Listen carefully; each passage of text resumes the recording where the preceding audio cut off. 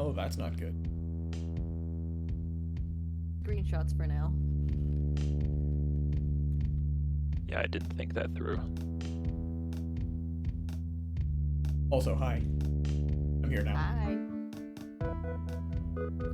I guess that's one good thing about me really liking Excel sheets. Yes, I like them. They just are smarter than me. Well, I guess while we're waiting for DNC to end, crack, I guess, all, we can work on your stuff real quick. What's the password again? Oh, 1701. 701.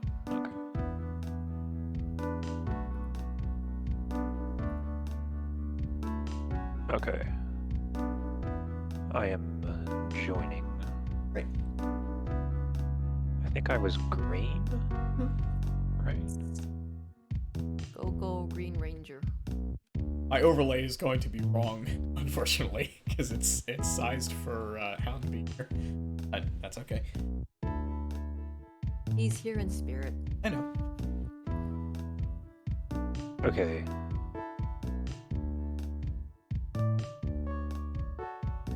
I don't know if I finished all this. I made five spells. I think that's the number. Okay. I think I've got all my spells down.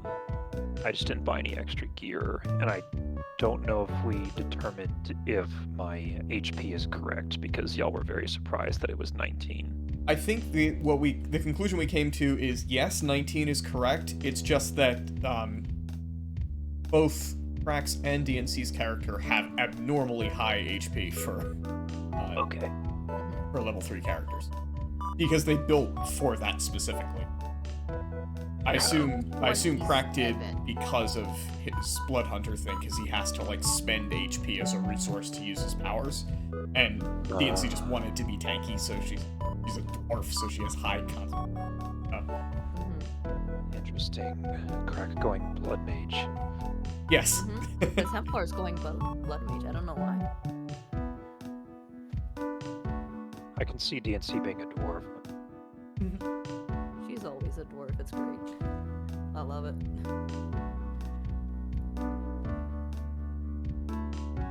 So what goes under the attacks and spellcasting section here? There's like name, attack bonus, and damage type. Oh, so this is a shortcut for your weapon attacks and any spell attacks you have. Okay. So all I had on the sheet from D&D Beyond was unarmed. That's all it gave me. I guess it didn't automatically add in your weapon. That's okay. So, I guess probably your primary weapon is going to be your longbow. There's that, and there's the short sword. Hello. Oh. Hello, friend.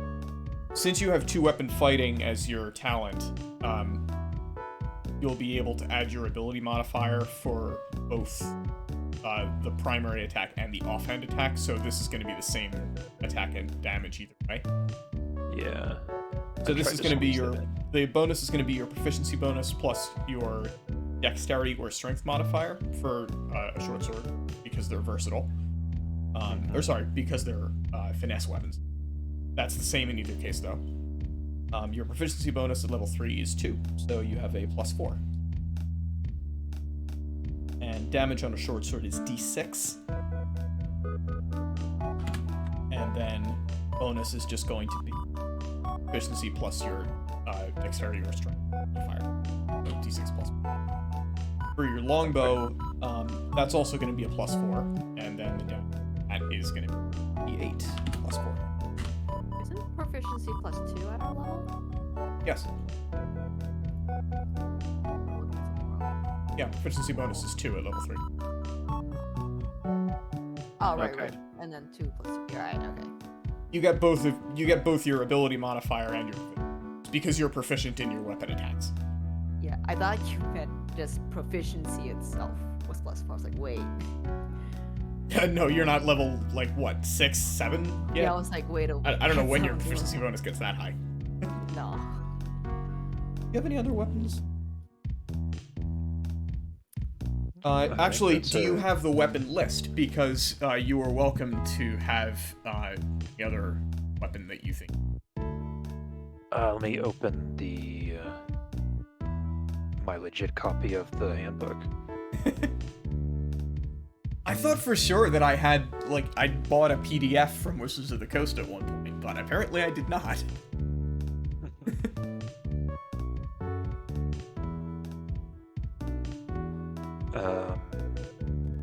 Equipment, weapons. Fine, I have the actual book right. Totally legit, I promise. We're all above board here. Don't sue us. I have been a good boy so far, and I have paid for everything that I'm using in this campaign, so I feel no conflict in this. I did my taxes yesterday. Better than I. Bought the physical book, and I have committed one act of piracy against Wizards of the Coast. It's their character sheet. well, I think that you can get character sheets from anywhere. But yeah, I also I found a guy, his name is Pyron King. I'd never heard of him before, but he's published like 700 pages of like additional expansion material for this campaign setting specifically. Oh damn. And I'm not going to use all of it because he introduces this like additional quest line that's based on like fairies and pixies and stuff, which I don't really think fits the setting very well, so I don't like it very much. But there's a lot of extra stuff that he added in. So. And then he's worked with this other guy on Patreon named DM Andy, who published like really beautiful, super high detail, like gridded maps for this campaign set. We'll have maps for like every location you could go. Cool. I was not expecting that to be the case. The maps that are in this book are pretty, but not especially useful. These are both pretty and very playable. Nice.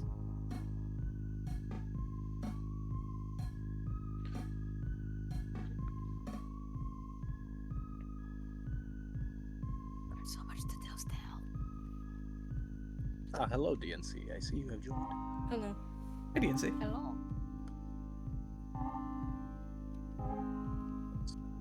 Okay, He's here now. It's great. I'm going to add a grapple hook because that sounds useful. Oh, that does sound I'm cool. rolling 2 gold. Where is my...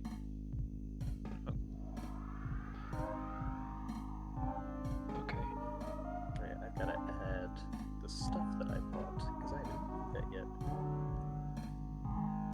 I kind of want to just keep my inventory management on my Excel. Yeah, this So- may not be the best method here. Hound's character has the boomerang. You've got the grappling hook and the bow. Together we make one hero of something. You're a haunted one, so we both have crowbars. Oh, we have 2 crowbars. Oh, man. Yes. Beautiful. Yes, because I have the haunted one starting inventory listed here, so copy paste onto size. Between us, we could dual wield. And so you'd end up totally blowing away Gordon Freeman. We also have 2 manacles between the 2 of us. Oh yeah, we can take Multiple prisoners. Terrific. multiple prisoners. Between the Hound and I, we have 2 magnifying glasses. We can make a pair of glasses with them. Kyle.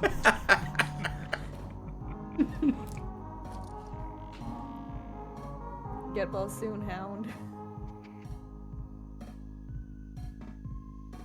Oh, man. Could I find a way to give you a hook shot? That would be cool. That kind of fits this setting. Sorta. Oh man, that would be cool. That would be excellent. That's a super cool item. Like it's not like it's not killer in combat or whatever, but like for like getting to places and doing cool stuff, man, is that a useful thing to have. It's fine, I just gotta find an artificer NPC to make it for us. so good. In my Star Wars campaign years ago, one guy wanted to have a hidden blade from Assassin's Creed. like, dude, this is Star Wars. Like, I think there's better tech for what you're doing. Didn't I let one of you guys have that? I did have one. It's the Because Empire. it was in the book. Well, but It was it a literally in the lightsaber book. blade or vibra blade?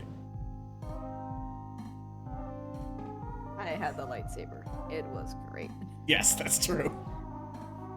And yet, And still not as Iroh's powerful blood as was 10. really- That's the scary thing.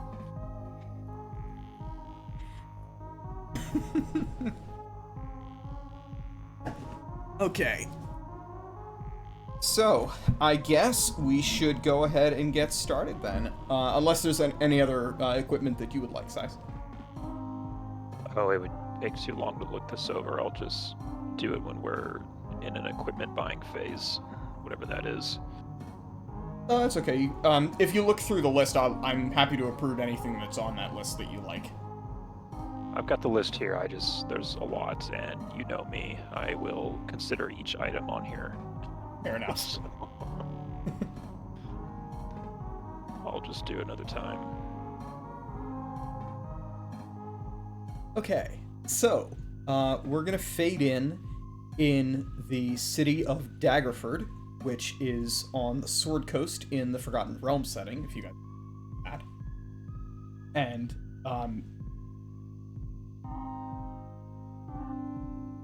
Alistair, you have been called to a meeting by your superior, Aravian.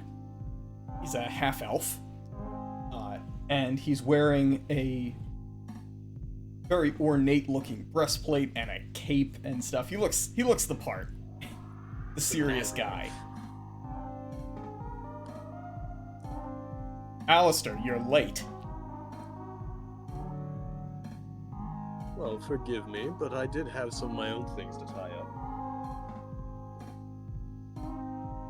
And what might that be? Loose ends, finishing a quest for the Harbinger, of course, but I'm here now. I see. Well, we have a new task for you, and it's one that I think will appeal to you greatly. We have been receiving reports from all over the place. The details differ, but one thing is in common. Werewolves in the mist. We've heard this from farmers, merchants, adventurers, every class of society. Hamlets east of Daggerford have fallen prey to a pack of werewolves. They spill out of the misty forest on nights of the full moon, cloaked in crawling mist. It seems to follow them wherever they go. They're spreading death and mayhem, slaughtering adults and stealing children before retreating back into the woods. Some of our agents have already tried to combat their menace, but with little success. But we have made some progress. Ooh, One of I'll our- ban this one. Yeah, good idea. Smack. Smack the hammer. Oh, can I not? Where is it? Dang it. Oh, My chat is I guess blocked. size is not a mod. I will fix that. Well, I'll win. There is My no pop-out excuse chat for is messed up. size not being a mod. There. I assumed that worked. I have not Yeah, done it did. that since I made Sabina mod, which was like a year ago.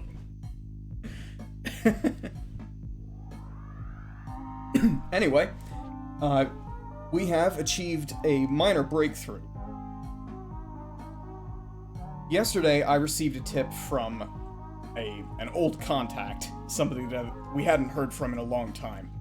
His name is Oswin, and he works in an area that we've been led to believe is called Barovia. We have not much information about it. Any agents that we send there seem to get lost, so to speak. But we've managed to get communication back and forth to Oswin through a band of somewhat seedy merchants who travel back and forth that way sometimes. He's told us that this pack of werewolves has been menacing people in Barovia as well. They have almost a dozen members, and apparently their leader is a person named Kirill. We're not sure how they're getting here exactly, but Oswin seems to think that there's some kind of ancient or mystic portal allowing them to get back and forth, possibly some sort of dark magic. Now, given the werewolf connection and the possible dark magic at work, this seems to be a task that would be well suited to our organization, and I can think of no one better than you to handle this. I agree.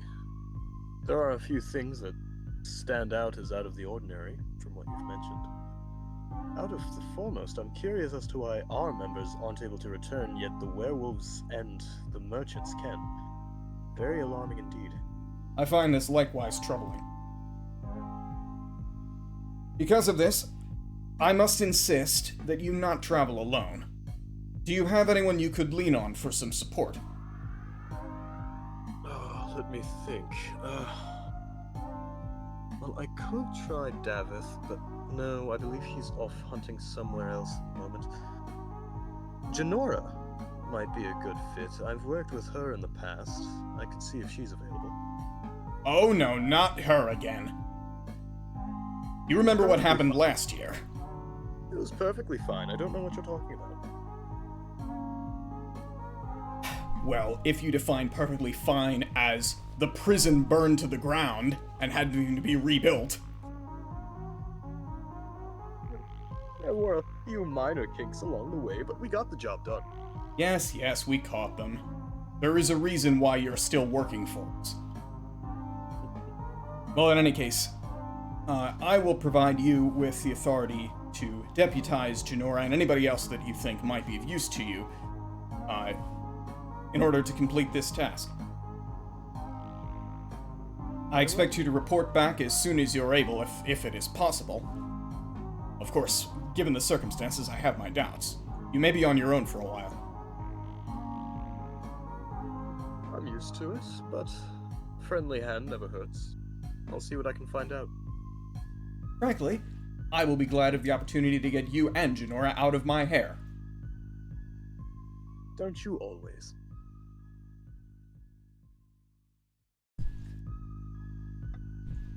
So you're dismissed from the meeting, and the organization's armorer asks you, given the circumstances, if you would like to have any of your equipment, if you would like to have any of your weapons prepared for this particular threat. They will silver up to 6 weapons in the party for you. If you want ammunition silvered, that would count as each 20 pieces of ammunition would count as 1 weapon. Okay. Let's see. I would remember that Janora uses ammunition, so I'd probably want to get a few bullets for both her and I. Oh, we can. You don't have to decide this for the Okay. whole party. This is a thing that's meant to benefit everyone. So, Okay. I'm happy to have this retroactively work for the rest of the party. We can even hand wave it for for Vesper and Oswin if we really want to. Gotcha. Yeah, then in that case, for just Alistair, the longsword, obviously, that's his main weapon. And then we'd get, let's see. Just make sure that if you're gonna silver your longsword, you also get a steel longsword for men.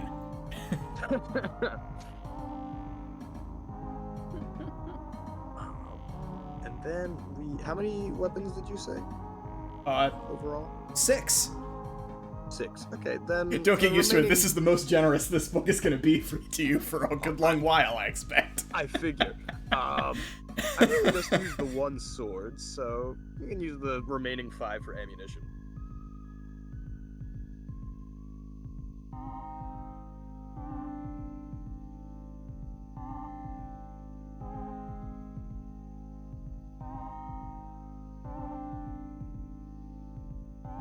So you're so wait a minute, You're going to silver your sword, and then 100 pieces of ammunition, and that's it for the whole party. Oh, wait. Okay.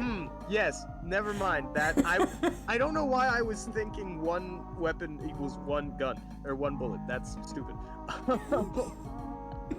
Let's see. One Okay. bullet. Also, takes it's a for whole party-wide long thing. sword. I keep forgetting. Let's see. One. I mean, if the party agrees to that, fine, but Well, No. the You know. party isn't technically in the thing. Abort mission. Alistair's smarter than that. Douglas is not. Let's see. How many things of ammunition did you say one was? They say 20 in the book. I'm going to simplify this and say, like, one load of ammunition. So, like, if you have guns, it would be whatever one thing that is. I think I made them, like, 12 and 10 or something, depending on the weapon. Okay. Then the Yeah, one that sounds weapon, one weapon can be my own longsword. We'll get 2 of it, so 12 things of ammunition for silvered ammo, 6 for myself and 6 for Janora. D&C, what weapons do you use silver, where that you would want silver-wise? Because Alistair would remember.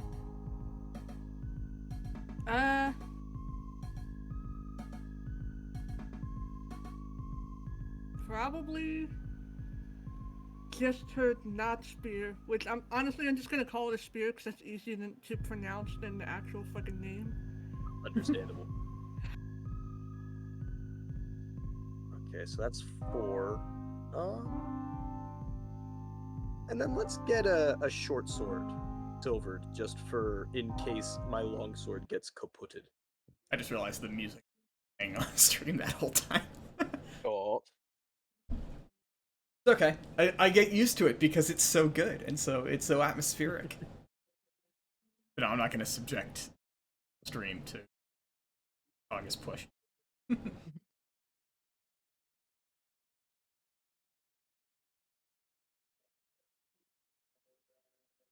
Don't won't lie, the temptation to silver quarterstaff just for silver blocks was tempting. Wait, Silver what? bonk. How does one silver a quarterstaff? I don't know. I don't Well, know. First of all, the core staff is made of metal for some reason. Well, actually, you know what? Thinking about it, quarterstaff is just a long rod of wood, right? Well, Yeah. theoretically, you could have, like, a metal weight on the end of it if you're planning to I'm use it as thinking a like weapon. metal bands around it. Yeah, that too. That could So work, it's yeah. like It could be it reinforced would- with stuff that could Yeah. be silvered. It also might be one of those magical things where it's not necessarily the silver itself that's deadly to the werewolves, but it's like the mystical intent of applying silver to the weapon.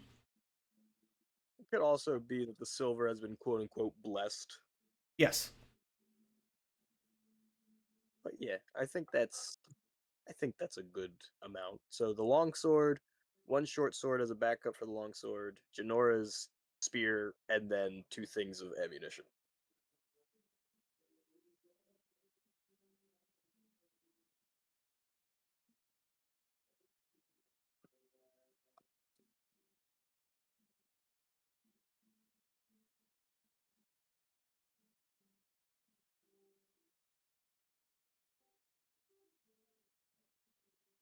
Also, ongoing thing from this particular version of this quest hook. Any player character who is a member of this organization will get inspiration when the party kills a werewolf. Oh boy. An ongoing benefit. Hmm. I probably will forget. If you guys remember, you will get inspiration. Nice. There's Also, how many incentive for bullets is remembering. that so I can write that down?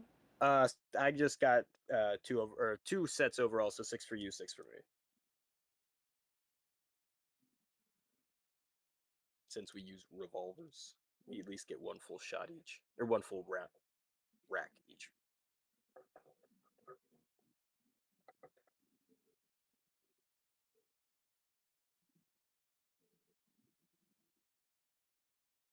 So, Janora.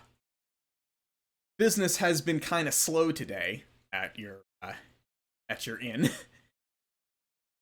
And you've been feeling kind of bored for the last few hours. There's just been nobody interesting that's come in for a drink. What are you up to? How are you amusing yourself?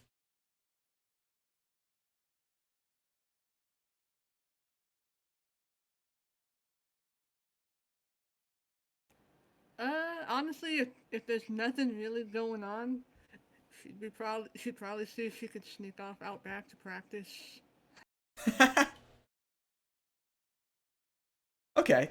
So, when nobody's looking, and when nobody's likely to miss you, you sneak out through the back door, and begin doing a little bit of, shadow boxing. And you're busying yourself with that for a moment. Until you hear a creaking sound, and look over to see the gate has opened. And the person walking through it is Alistair. Hey, everybody. Well,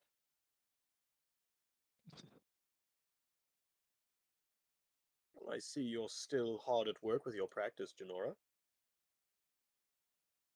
Got to keep the skills up, keep taking jobs. Fair enough. And speaking of jobs, there's one that I might need your help with. I'm listening.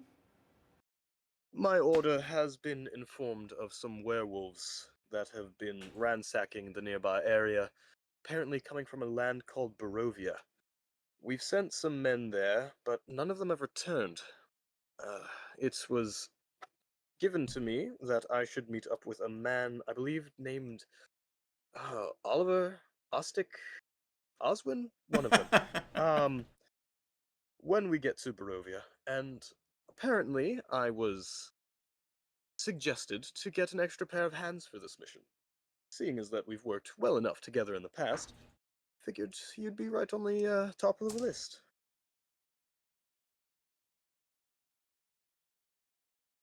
Alright, sounds interesting enough. Good, good. Well, provided you have no pressing matters, as soon as you have your belongings packed for the road, we can set off.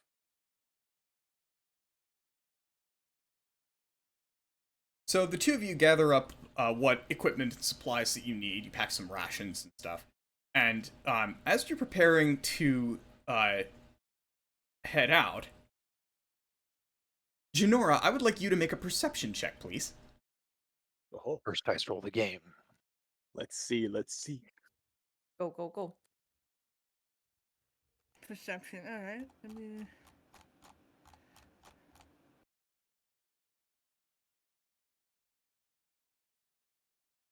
I've learned from these games that perception is very How does valuable. the roller work? Oh, so if you want to use this to roll, then what you'll do is click the die that you want, and then type in what your modifier is, and then press roll. Oh, cool. The little dashboard here. Mm-hmm. You were also welcome to physically roll dice. Do you need to write like a +3? No, just type in a 3. Or Just 3, alright. yeah.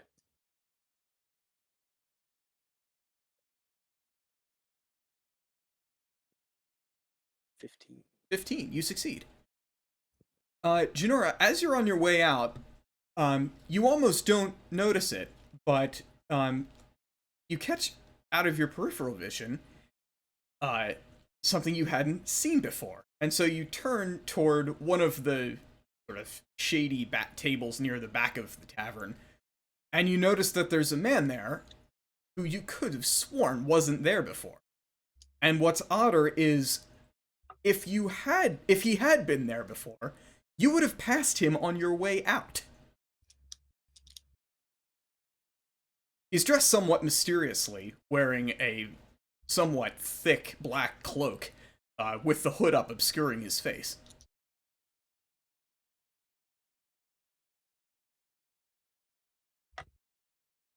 Okay.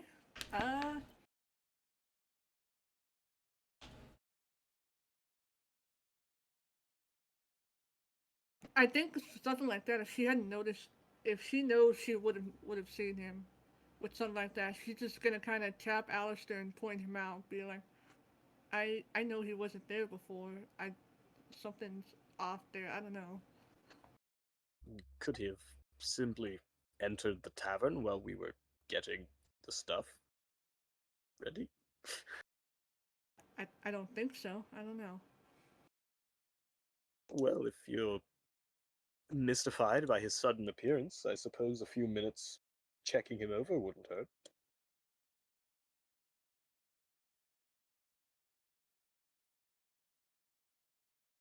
Okay.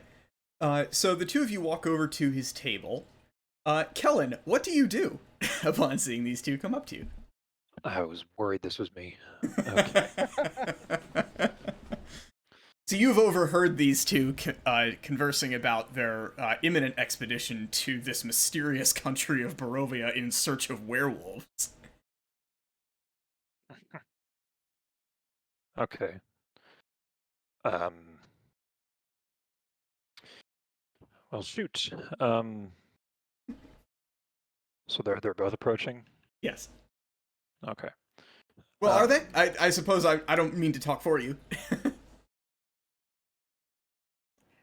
Yeah, I think at least Janora would go and like Yeah, try to if see what's Janora is up there. going, then Alistair would follow. All right. I'll just ask. Can I help you too?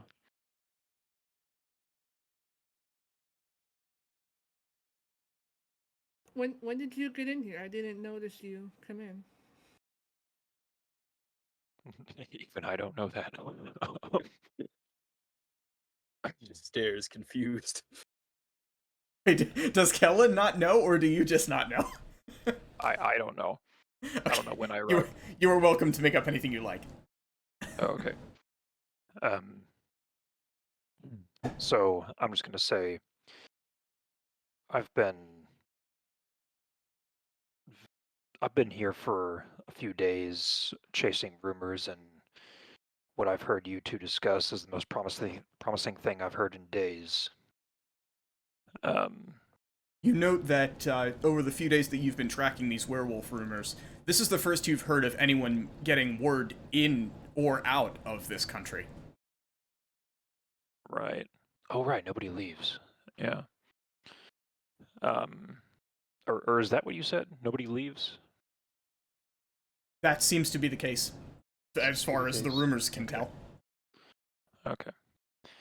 At this point, it seems that the only people who can travel back and forth are the werewolves, until this apparent band of merchants that this group mentioned. Yeah. Okay. So I'm just gonna say, look, you can probably tell this is not where I prefer to be all the time. I intend to get out, and these creatures seem to have a way of doing that. And I think it sounds like, based on what you're doing, more help couldn't hurt. And I can tell you that I'm very familiar with the wilds and surviving on very little. And so if there's a journey to be had, I think we can help each other. You're quite a forward fellow, aren't you? I Well, tend to not make niceties. Fair enough. From what my associates have told me, another extra pair of hands wouldn't necessarily be the worst. Other than your aptitude for nature, what could you bring to the table, if I might ask?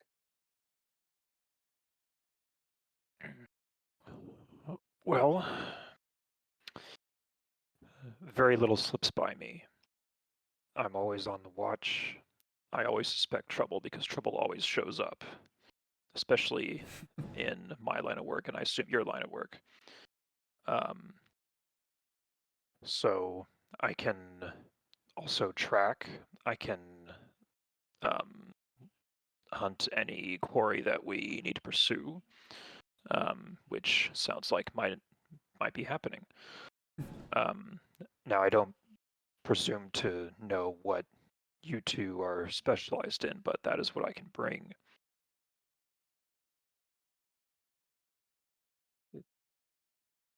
Do you tell them I your can name, by the way?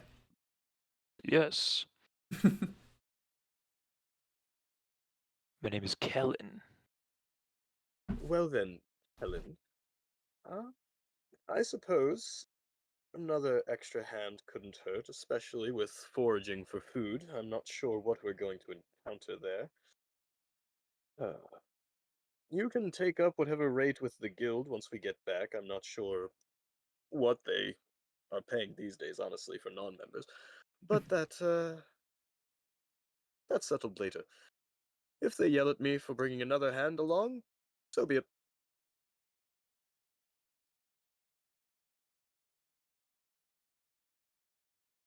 Do you have your things ready, or My things are always ready. well then I see no reason for us to continue here.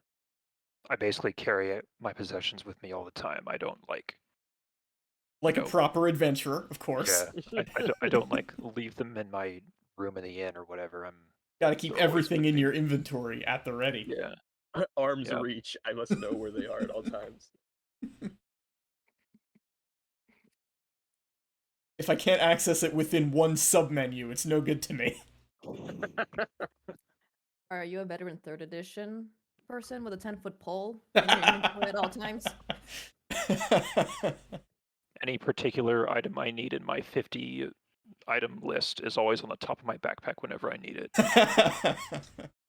Magic, some would say. Hmm. Is 10-foot pole still a thing in 5th edition? Is that a thing you can buy?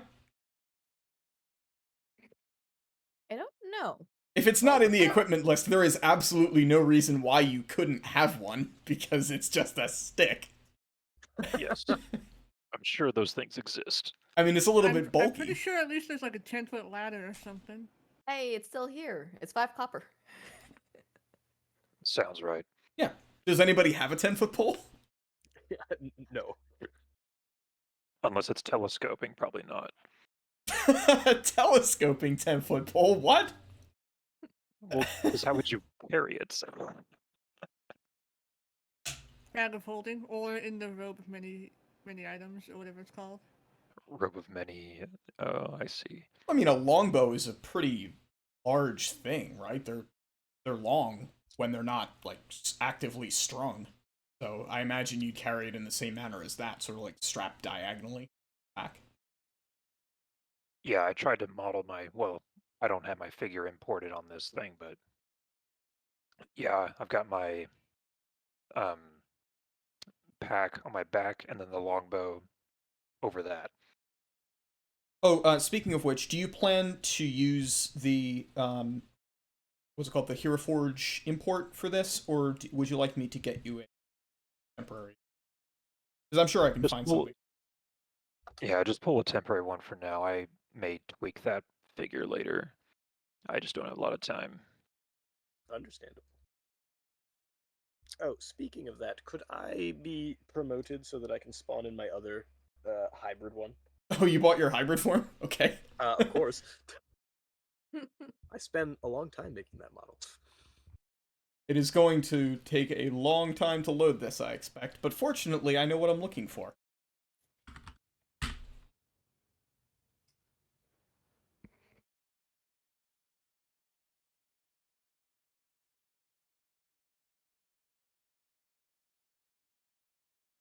Character has to have. Yes, he does.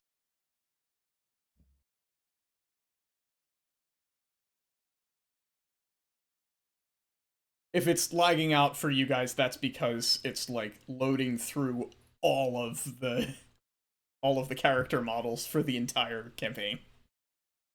Lol. Yeah, TTS loves to use a bunch of your computer's resources.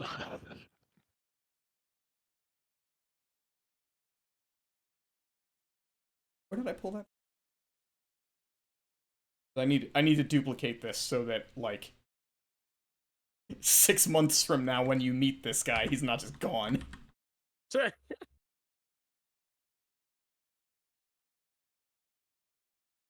Thank you for grabbing. I meant to and forgot. No problem. There we go. Is that a reasonable substitute? Sure. He doesn't have a bow. I kind of expected him to. Well, I have a sword, so it's good enough. All right, cool. Go ahead and get checked for.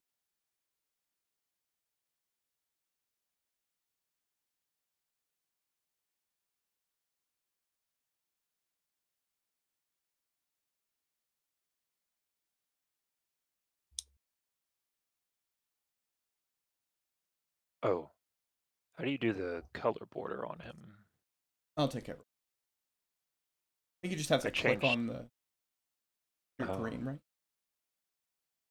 I changed the color tint, and I think I just changed the shade of the model. That's also fine. Thankfully, I have more than 10 HP, but not much more than that. Yeah, feel free to adjust anything you like on.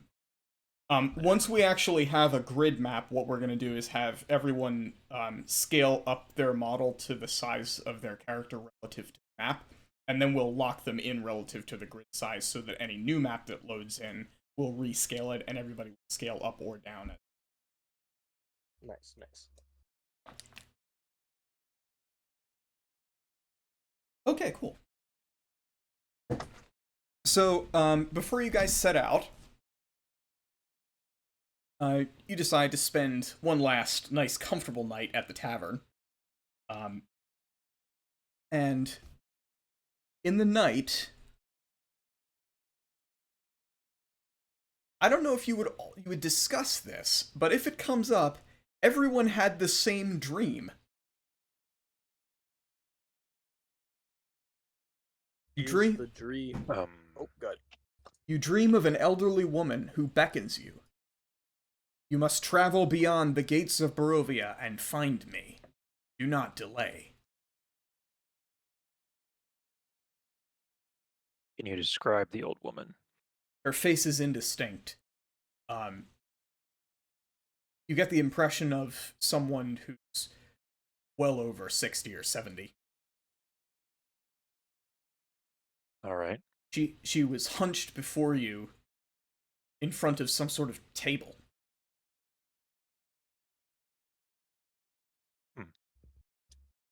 Okay. Well, my guy's kind of a recluse, so I don't think he would share it first, if at all.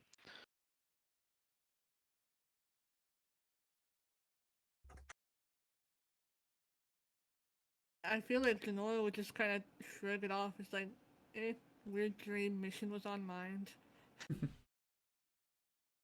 Alistair would definitely take note of it, but I don't think he'd mention anything yet. Like, he'd probably scribe it in his journal, but that's about it. Okay, so you all have the same dream, but none of you know it yet. We aren't aware. Have fun with the player character Starting separation. out with great party communication.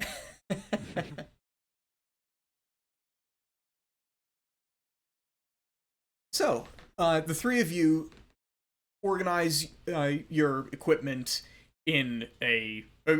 what would you have? Like a carriage, a stagecoach, pack horses? How would you like to travel?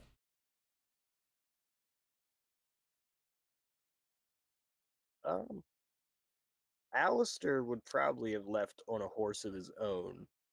So that's him. I'm not sure what Janora and Helen would have. Okay, Alistair has a horse.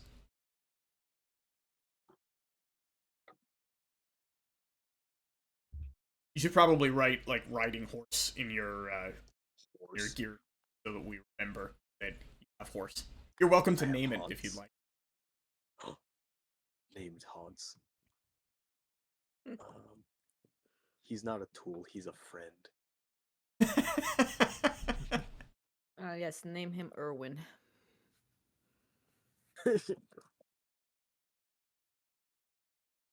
I don't know, because I mean, on her own, she probably would.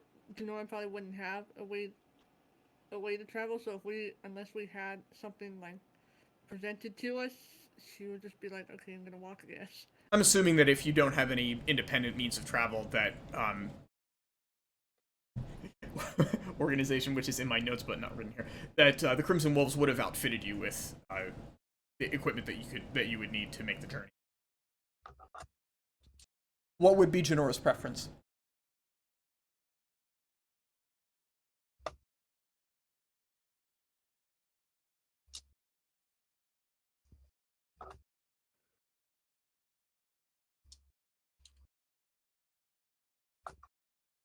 Probably horseback then. Okay. 2 Hanses. How tall are you? A whole 4'5". Okay.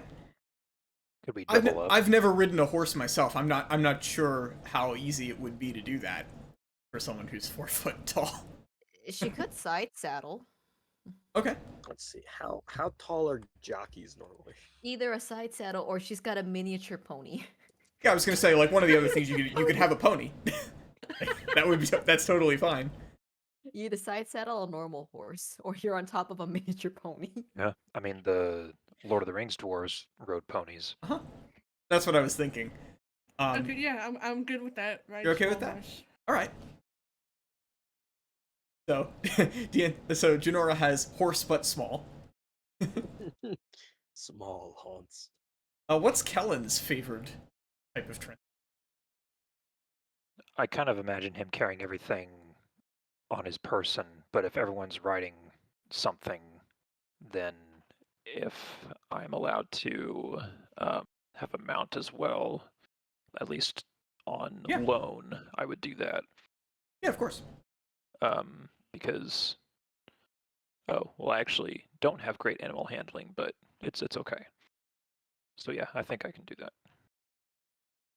Oh no, that's exactly why Denora would outfit a horse. Like, if she was getting a cart or something, she'd be like, "That's putting my stuff at risk. If I'm on a horse, I keep all my stuff with me where I see it." Yeah. Animal handling is wisdom. I haven't played 5e in a while. I'm not really used to what stats the skills are tied to.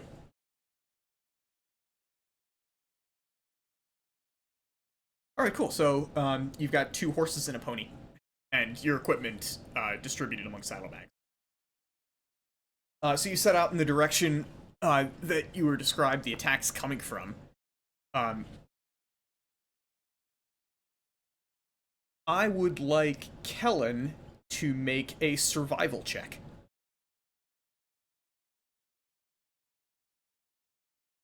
All right. So I add a 5 to this.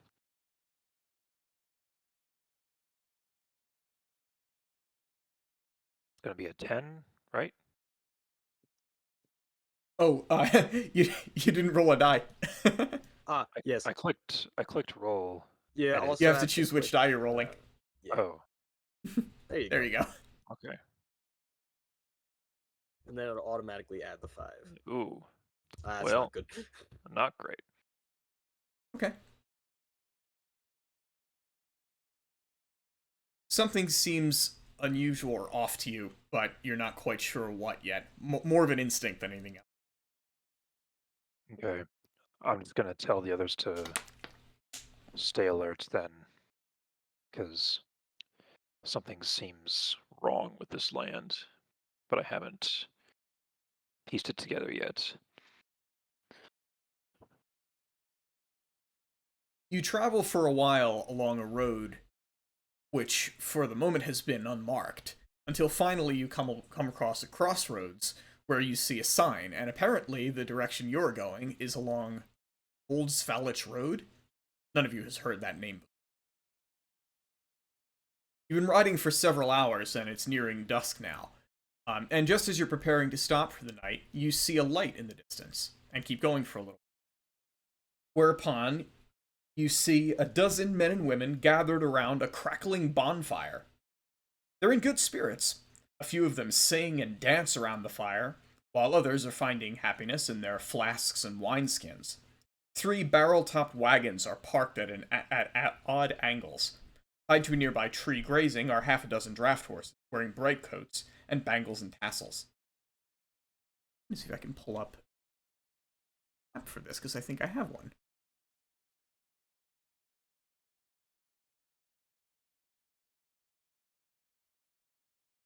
Probably this one. Yeah. Oh, it's so nice to see the map. This is not as big a camp as it ought to be, but that'll be alright. This is a good opportunity to get the character model sized, I think. So, I think if you mouse over your figure and press the plus button, it will increase your physical size. Ah, yes, we need to be promoted for that. Oh, you do? Okay. Yeah. I want will me to do promote this too? everyone then. Yeah, I might as well do it with your character too. I'll just move her back afterwards. You can have objects snap to a grid as well. I don't know if this is gridded. I'm not sure. We'll see. Oh, did I not favorite it? God damn it. Oh, All right, how do I do this? I'll do Right that click. I don't think you have to right click. You should Yep. just be able to mouse over your figure and press the plus key. Get bigger. you're a dwarf. Why are you getting so big? It's So fine. we're- Don't worry about it. Whatever size you think is appropriate for this this scale. Let's see. Please don't be bigger than a grid square. If I fits, I sits. I think that's good. Also, please don't be so small that you can't manipulate the miniature. Let's see. Like, I accept that you might have different height relative to the other people, but please don't do that. Yeah, That's gonna make it. in the park. That's gonna make it impossible for anybody to get anything done. Someone's a fairy in this campaign. Just bonk. I don't know what I'm doing. Wait. Oh There's- God, there's- what have you done? Because there's a plus sign, but I don't know. The plus sign will increase your HP, I think. Just do that. I don't know what- Hit the keyboard plus and minus.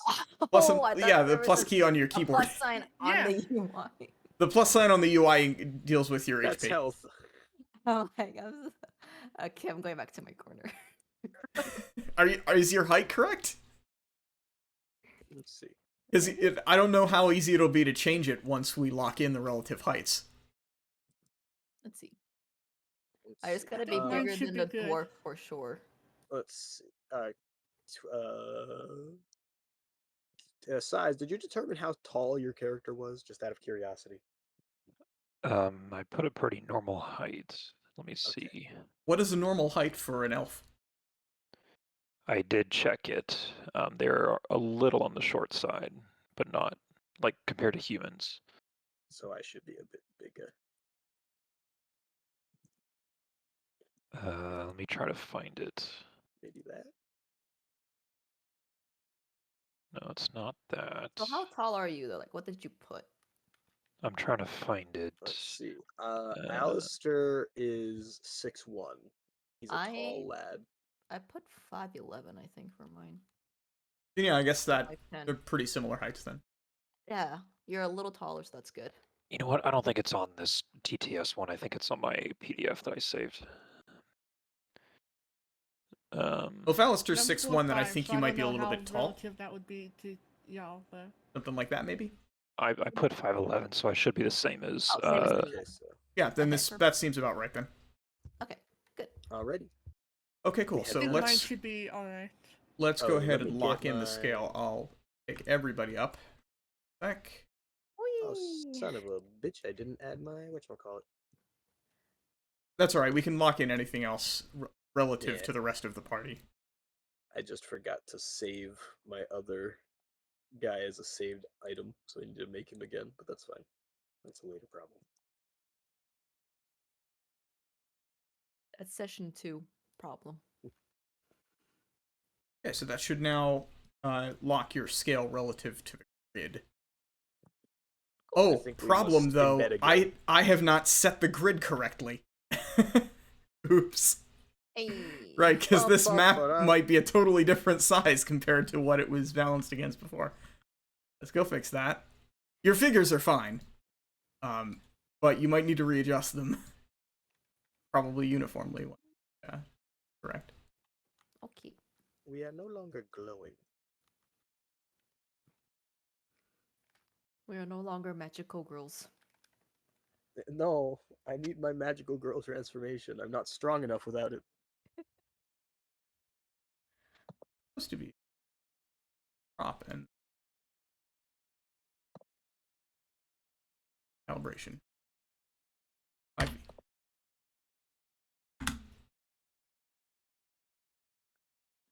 Oh, I ruined everything. There. It's a little mouse. Yes, a tiny 2-scale mouse. I'm looking at the. Oh, I mouse see the grid board. now.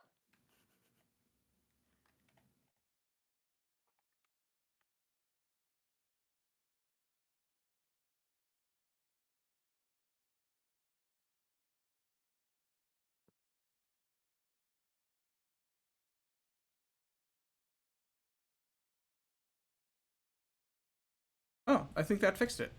Cool. Alright, so everybody might need to get a little bit smaller, I think. Also, I made everyone upside down, sorry. Lol. Oh no. We temporarily traveled to Australia. It's fine. At least we know that the auto scale thing has actually worked. That's cool. Well, we'll see That looks correct. once we get things going. Also, I think that cleared your other injection, so you might need to reset your HP and color. I am Okay. sorry if that is the case. Like I said, this is my first time using a lot of this stuff. No Mhm. fault to you. Yeah, I believe we have to inject again. Oh wait, maybe it saved it for what we put. Okay, that's good. Oh, okay. It did? sweet. Oh, terrific. Yeah, I'm 27 again. That is I so good to believe- know. Did we shrink though? No, never mind. I think we're good. Okay, never mind. I lied. So now what we should do is bring them over to the map and see if the distance that it's measuring is accurate. It looks like it is. Yeah, cool. That works perfectly. Here. After a fashion. 5, 10, 10. 15. Yeah, it looks like 5 per square. Perfect. All right, I'm going to my corner. Oh, that's terrific. I'm so glad that that works. Amazing. Yeah, that is very good. All right, well, apart from testing the calibration, I put this image up here mostly for atmosphere. The three of you approach this encampment on horses. What are you guys going to do?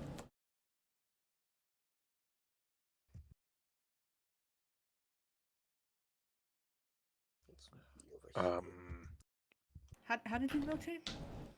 Q and E. Right. So you said there's about 20 of them? What did I say? I can't remember. A dozen.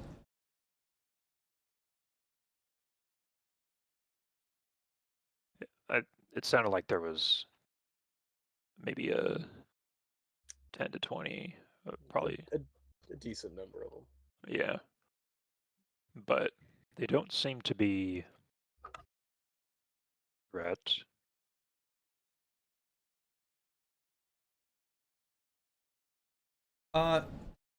Who is keeping watch of the three of you?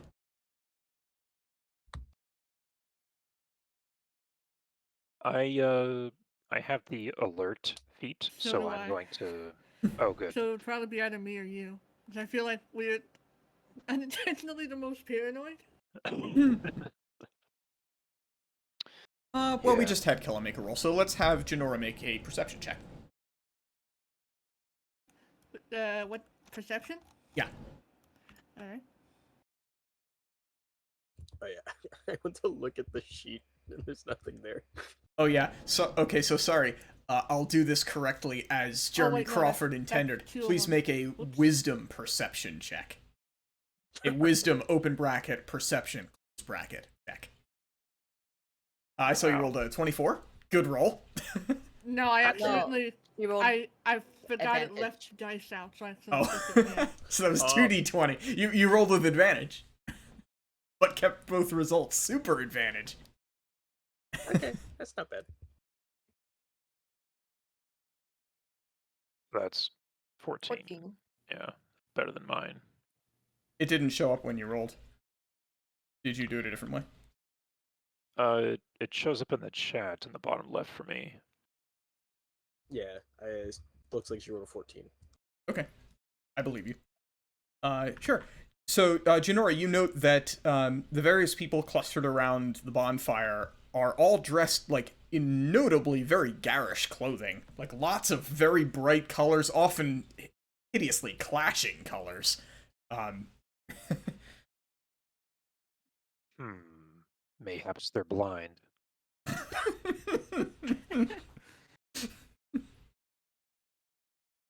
Or they see color differently. Hmm.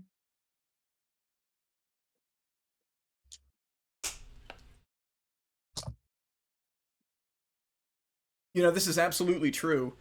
Um, the lead color artist for the Star Trek animated series that they made in the 70s was colorblind.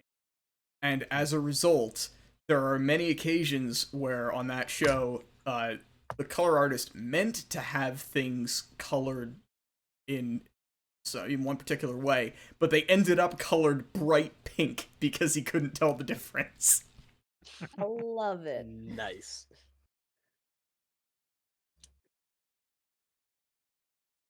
Nice. Well, What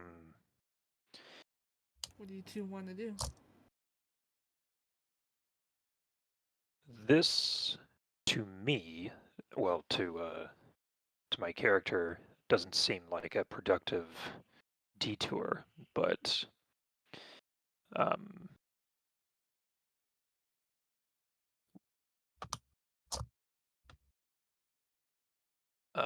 d-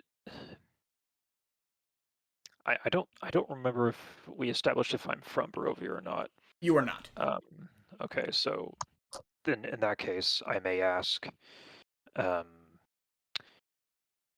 do the two of you think that anybody from this rabble might know where we ought to be going? That's the only reason I can think to stop. Well, they could very well. These are the first people we've come across upon this road. That is true. They And don't. none of us have been to Barovia before, so a spot to ask for directions couldn't be the worst. Mhm. It occurs to you maybe all Barovians dress so garishly. My culture is not your prom dress.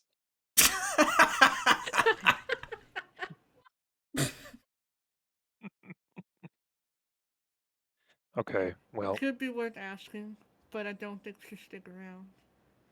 okay. Of course. I recommend one of you do the talking.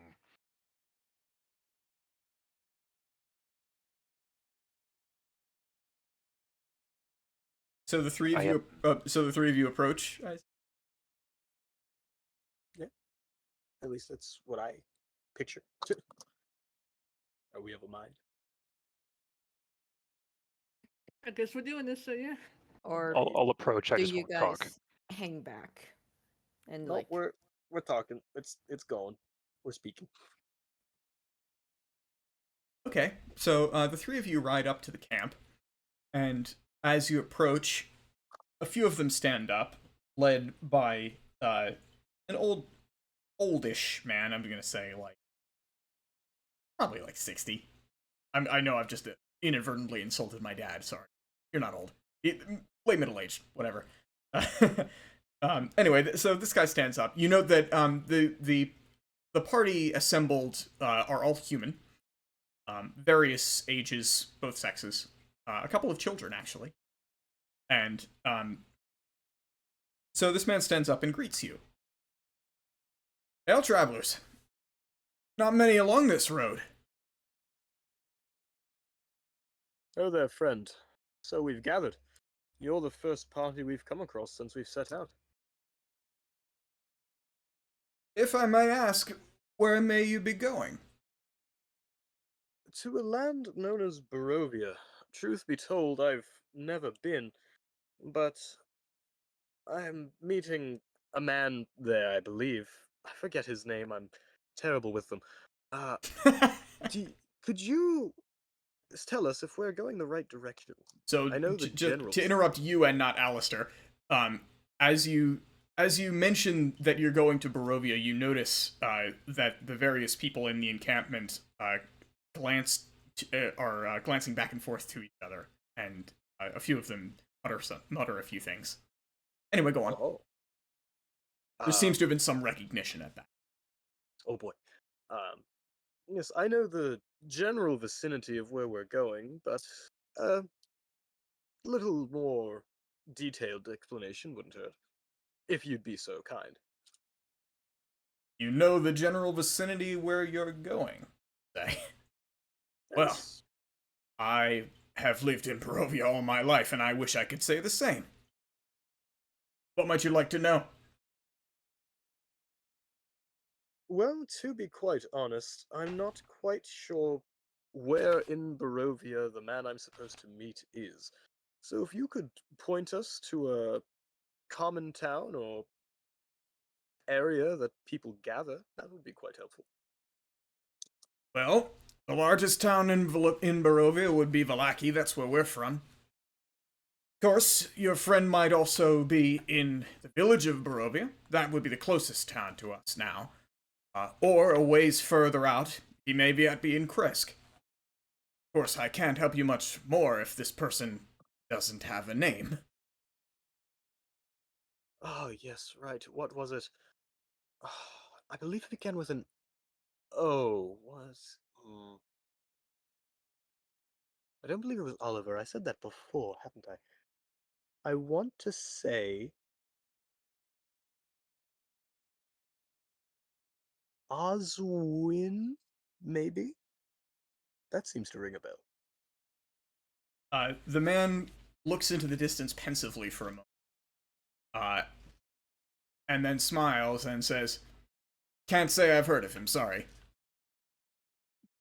No fault of your own. I can't say that a person I've just met would know my contact, but you say Barovia, the village of Barovia, is the closest?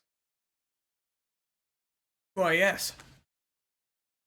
You won't be able to miss it. It lies in the shadow of Castle Ravenloft. An imposing view, I must say. Well, what direction, pray tell, is this village? Oh, just keep following the old Svalich Road and you'll find it. Let's see. How far out are we? He turns to his company and exchanges glances with some of the other people with him. The first person he looks to shrugs noncommittally. Say, 2 days' travel, maybe? You notice some nods of assent, although one person emphatically shakes her head no. He doesn't correct himself. 2 days isn't the worst. I'm sure we could pick up the pace and make it. Well, I can't say that. I don't know where we're going. But follow the old Svalich Road. Well then, thank you, stranger. You've been very helpful. Oh, please, please, you may stay and join us if you like. We're always happy for company. I'll glance over my shoulder to my two companions. What say you? It is getting quite late.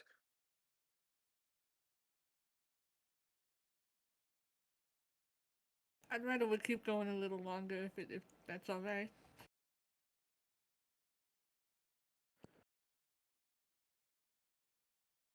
I'm sorry, I was reading the map. Are we deciding whether to continue or stop?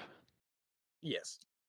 Oh, um, I would rather continue.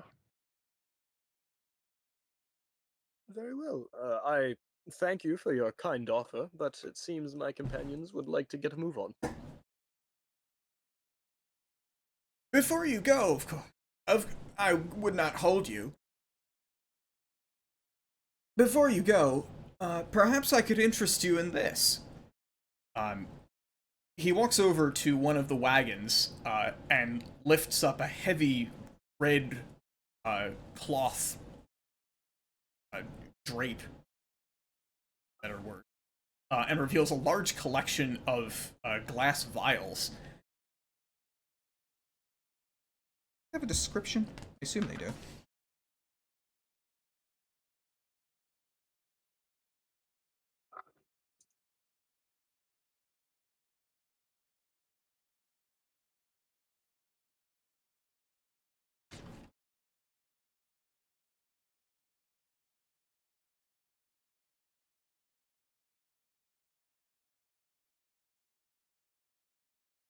I could have sworn this was a thing. Give 1 second, please.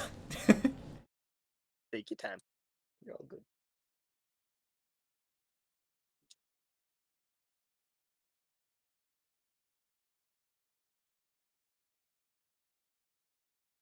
Random encounters. Where is this supposed to be?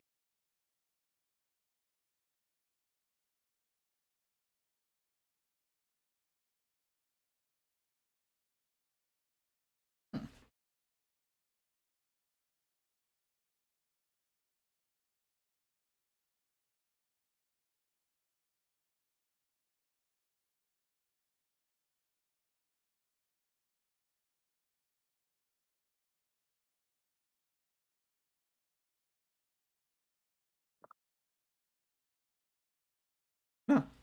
Well, it mentions that it's there, but it doesn't give any description of it. Very well. I will make it up myself. So there's a bunch of glass vials, and they're all filled with a curious amber liquid that seems almost iridescent. It appears to glow. He indicates the vials and says, "Should you encounter the mists, I've been told these will protect you."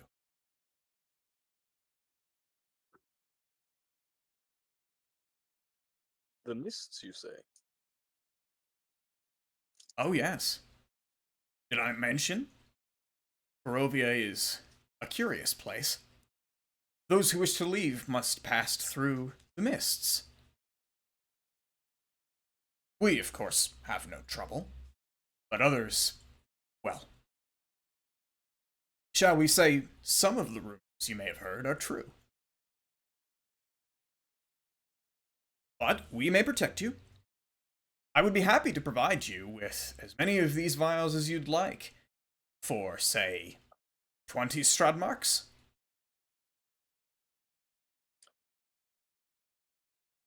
First and foremost, in Alistair's head, he is most definitely making a note of the fog and them saying they can travel by with what his order mentioned. But secondly, well, friend, as we've said, we're not from around this part.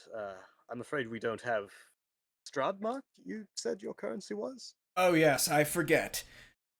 Your foreign currencies are so queer. Let's see. He turns to one of his friends, who again shrugs non-committally. He struggles for a moment, apparently attempting to do some sort of conversion in his head. Maybe 30 gold pieces? I presume you have gold. Of course, of course. Without the profile of our lord, it is less valuable in Barovia, you see. I don't doubt it. Another country's illegal tender holds little merit. Um, what say you two? Would you partake? Or do you think we would be fine by ourselves? How much is being offered for this 30 pieces? They're 30 pieces. They're 30 gold pieces each. Each file. Okay. And is each file one dose? Yes. Well, I suppose. He doesn't specify. Okay. I said that instinctively because that's generally how it works with potions, but the book actually doesn't specify, so theoretically it could be good for more.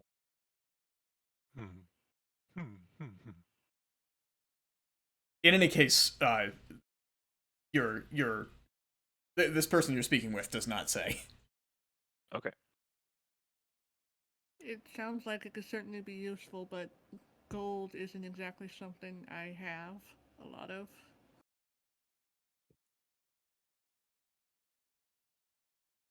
I am not a man of many means. I don't know if I would part with 30 gold for this, but if we wanted to contribute together, maybe. But um, 30 seems a lot to me with my means. He notices that you seem to be vacillating, and smiles broadly. Shall we say 25 gold pieces? For friends of Aragal.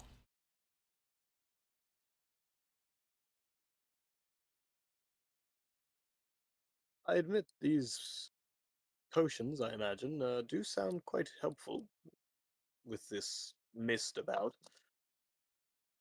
I'll I'll take you up on your offer. I'll buy one my own, and I'll hand him 25. Okay. He takes your money, uh, and in exchange, you gain one vial of unknown potion. Mist Could protection? go wrong.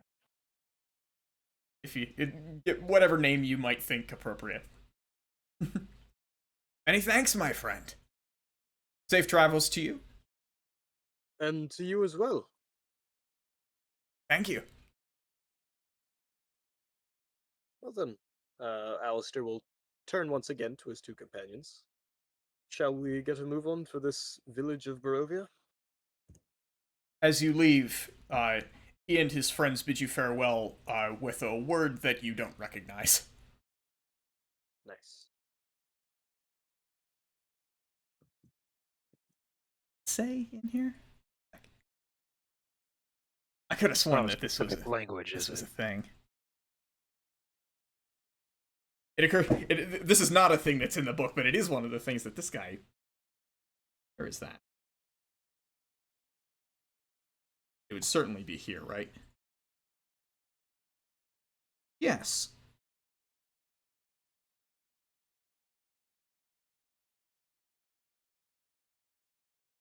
Very well. The phrase that they fare you well with is "Ender Viter." Not knowing this word, I will simply wave as a kind gesture.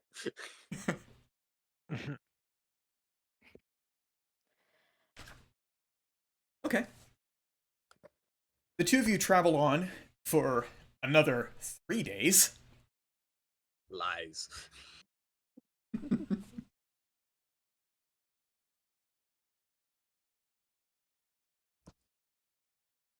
At this point, it has become obvious. The woods around you begin to darken. The trees close ranks, their needle-covered arms interlocking, blocking out the sun. A shroud of mist covers the ground. It turns into creeping walls of gray fog, which silently envelop you until you can't see more than a few feet in any direction. Then, you notice, these aren't the same trees that surrounded you before.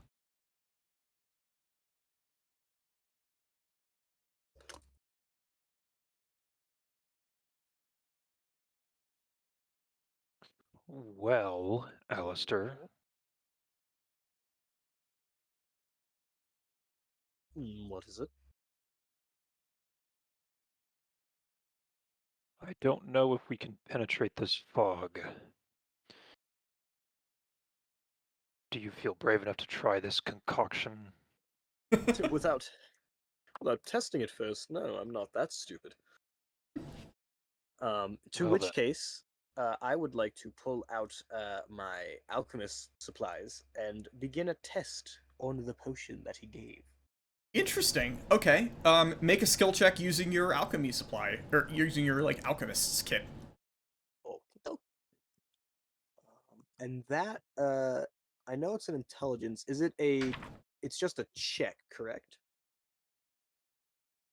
So I would use intelligence, and I do have proficiency in that, so it would be the. Yeah, if you have proficiency in it, then you just make an intelligence check with your proficiency bonus, and that would be your roll. Yes. Tool checks are the same as any other skill check in 5e, which is nice.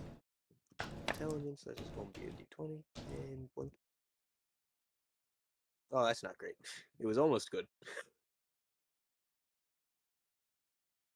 I got a 9, if you couldn't see that. I could not see it, but thank you for announcing your roll. You spend a little while running various tests on a sample of the liquid, and you aren't able to discern any particular magical properties it may have. Its chemical composition appears mundane to you, but there are a few components in it that you aren't able to identify. Well, until I can work on this a little more, there's not any pressing concerns to return just yet. So, for now, I'd say to continue venturing on.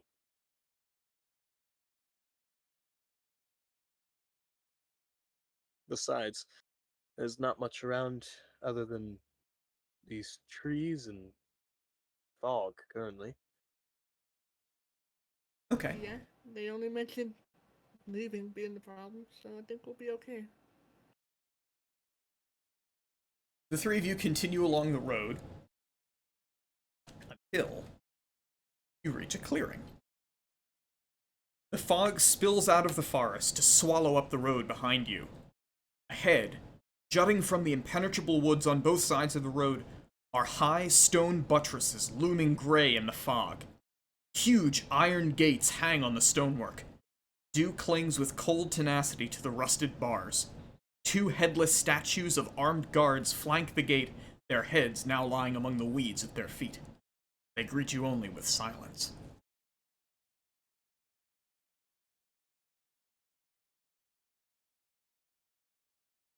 Well, if I had to hazard a guess, I feel like we've reached our destination. At least, the borders of it. I think you might be right. Quite an ominous welcome, isn't it? It's an ill omen, which means we're in the right place. I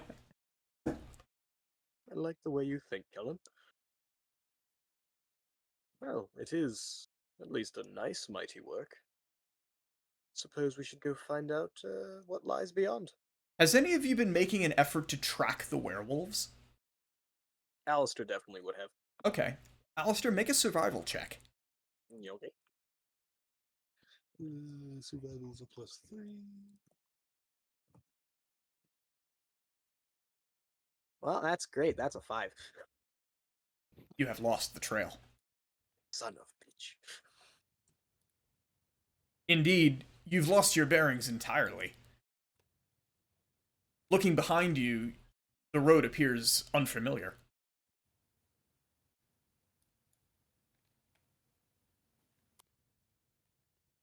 Well, suppose I could try a survival roll. Okay, what would you like to do? If we were, I didn't know we were tracking wolves already. I thought we were going to the place where they were going to be. But if we were intending to track them along the way, then I could do that as well. Sure. Or Make a roll too if you want. okay, so let's see. Let's go. That is Hey, a that's better. 15. You have also lost the trail. That's not Fantastic.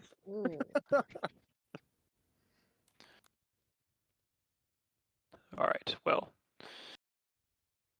I guess the werewolves will find us.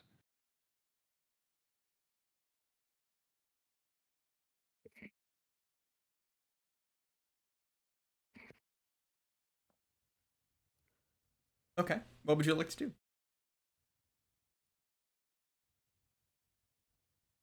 Well, barring any other option, I suppose we tread forward. As you approach as you approach the gates, you suddenly hear a very loud, very deep creaking sound as of metal grinding on stone. As you watch, the two metal gates open wide before you. Beyond the gates, you can see only darkness and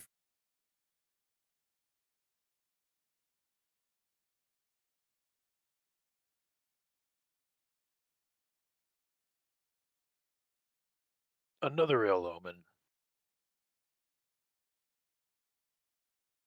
At least I But would feel more at home with this than sunshine and rainbows when tracking werewolves.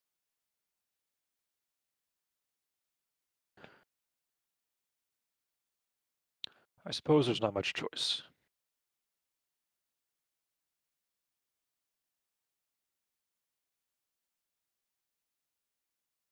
Let's just Three of keep you going, ride. then. Oh, sorry. Go ahead. No, that's it. Okay. Three of you ride on through the gates, and as soon as the third of you passes through, who's last? Mm. I'm gonna say me. Okay. As soon as Kellen passes through, you hear that creaking sound again. You bear up the reins of your horse and turn around from him. See the gates slam close with a loud metal clanging. Make a perception check. Mm. Okay.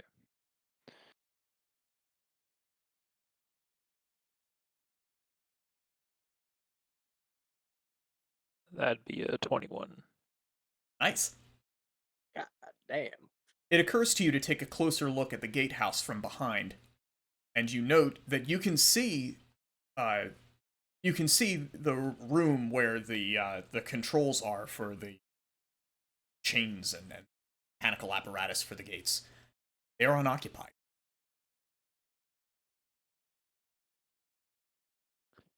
It appears to me that this gate is under some enchantment. It's moving itself. There's no operator, no guard, no garrison. That is likewise true. You are not greeted by anyone as you pass through. The road merely continues forward through the woods. So we are being watched not by, not by people, but by some force or someone from afar, maybe. But no person activated this gate. So we are being watched. That's what I deduce. We'll just have to be Well- on our guard then. Indeed. Magical opening doors without any sense of life, fog that does not allow us to travel back. I fear we've just stumbled into a far worse mess than just a few werewolves running amok.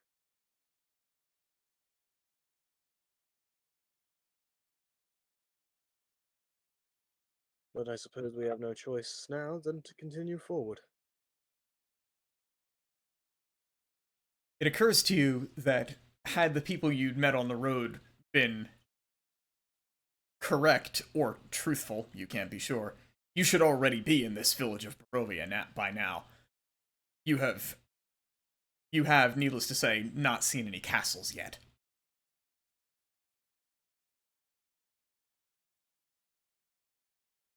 Well, perhaps our band of merry men were too inebriated by their own potions.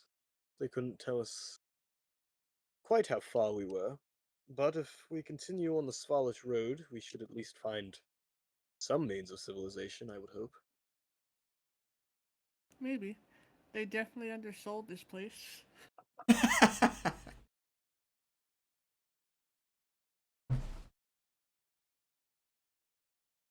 Well, I want to get away from here where we're being watched. Agreed. Let's continue on. As you travel along the road, towering trees whose tops are lost in heavy gray mist block out all but a death gray light. The tree trunks are unnaturally close to one another, and the woods have the silence of a forgotten grave, yet exude the feeling of an unvoiced scream. What is your passive perception scores? Passive perception. Um, Question: does this pertain to hearing and or smell? Or Smell. would it just be smell? Okay, then my passive perception is an 18 because I have advantage on hearing and smell. Neat. 13. Where is that? Let me see. Your It should passive. be under your stats and Yeah, it'll be on your first page. skills. Right here. Oh. I guess 15. Okay. So, Alistair, you wince as you catch the scent of death on the air.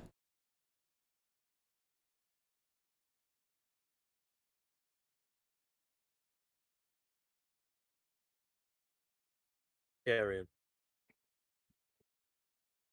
Best be on your guard, everyone. I fear we're not entering friendly territory. The scent appears to be coming from a particular place. Do you follow it?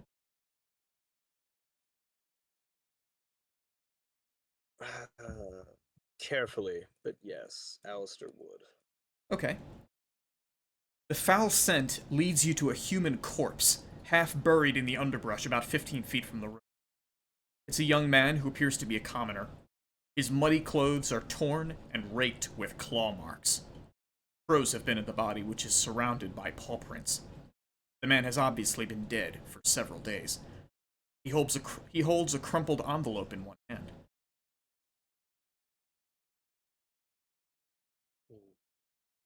Well, I sure hopes that's not Otto.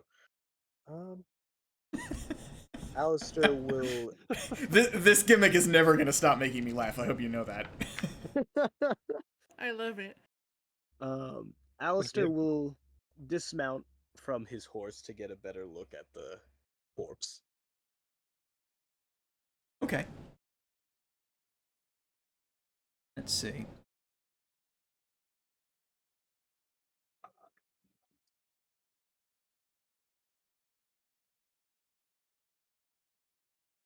So you step down from your horse to examine the body, and I would like you to make.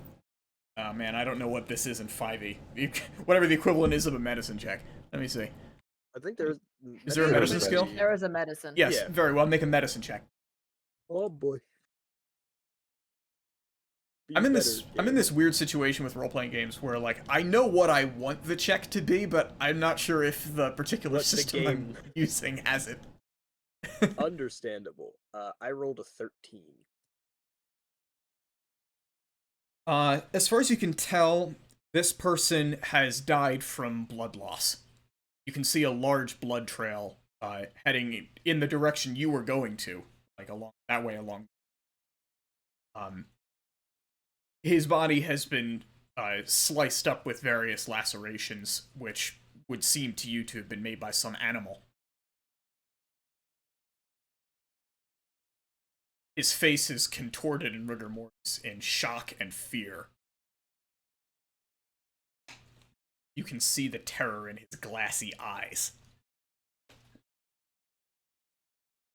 Am I being ominous enough yet? Are you spooked? Very spoopy 5 me hours. It's a shame there's not more we can do for this fellow, but he's far beyond saving. Alistair will. He noticed the note in his hand, correct? Yes, he did. Alright, then he'll pick that up. If I read you something, I'm assuming that your character knows what I read. Okay, I saw it. It's an unmarked envelope. It is sealed with a wax signet. You don't recognize the crest on the signet. Alright, he'll pocket that for now. And you said that the Oh, trail actually, was... I made that up, Oh. but it turns out that the book is way ahead of me. Nice. The wax seal in the letter has a large B set into it.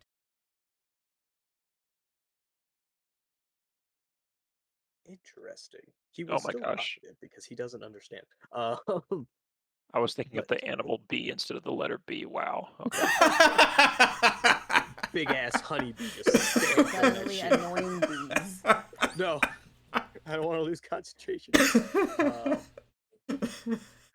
You said the blood trail was coming in the direction we were currently traveling, correct? Yes. Away from the gate. Away from the gate. Okay. Well, I suggest we all be on the ready.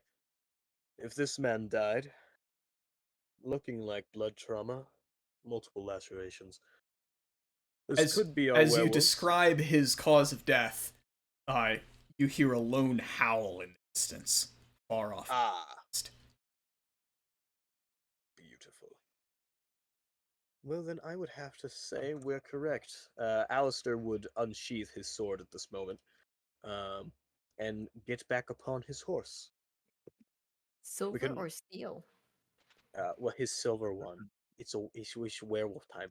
At least it seems like werewolf time to him. Um, lest we want to find ourselves in a similar position to him, we should keep riding. I agree. You quickly mount back up on your horses and begin again upon the road. As you ride on, you hear more and more howls joining into a chorus. They seem to be getting closer, and soon, a pack of large, hideous-looking wolves begin to gain on you from behind. They haven't come out onto the road yet, but you can see their eyes flitting between the spaces in the trees, and you catch glimpses of their slavering jaws and their enormous fangs. I would like... I would like Alistair to make a... I want to find a way for this not to be a perception check so as not to be boring, but I think it is a perception check. Very well, make a perception check. This is sight, if that matters. Sight. Okie dokie. Do you get to check out the roll with advantage feature this thing has? Oh wait, I didn't do the advantage. Oops. Let me do that again. Oh no, what you'll need to do is put in 2d20, and then it'll automatically choose the highest and add your modifier. Gotcha. Okay, let's just clear all that. There you go. Now we got it. Oh, Natural 20. Wow. Okay. that's a 23 if it matters. So yeah, extremely perceptive of you. Incidentally, I don't know if I mentioned this specifically in the rules in my like house rules document, but I don't have a particular rule for like critical successes on things that aren't like combat checks. Because like by default 5e doesn't actually do that. So like rolling a natural 20 is not better than rolling a 19, except insofar as you have a bigger, so you probably succeeded better. So like on a 20 you don't like automatically succeed necessarily if it's something that's like impossible to do. I don't think that's a rule in 5e. No, critical successes and critical failures only really matter in combat. Mhm. Ability checks don't really have any bearing on that. A lot of people house rule it to have special effects just to make it more, but and likewise, if your character is so skilled with whatever you're doing that rolling a 1 and adding your modifier would pass the DC, you would still succeed. You don't automatically fail on a 1 anymore. Automatically succeed on it. That's how I'm going to be proceeding this game. I guess the only thing you could do is say you do it faster if that matters.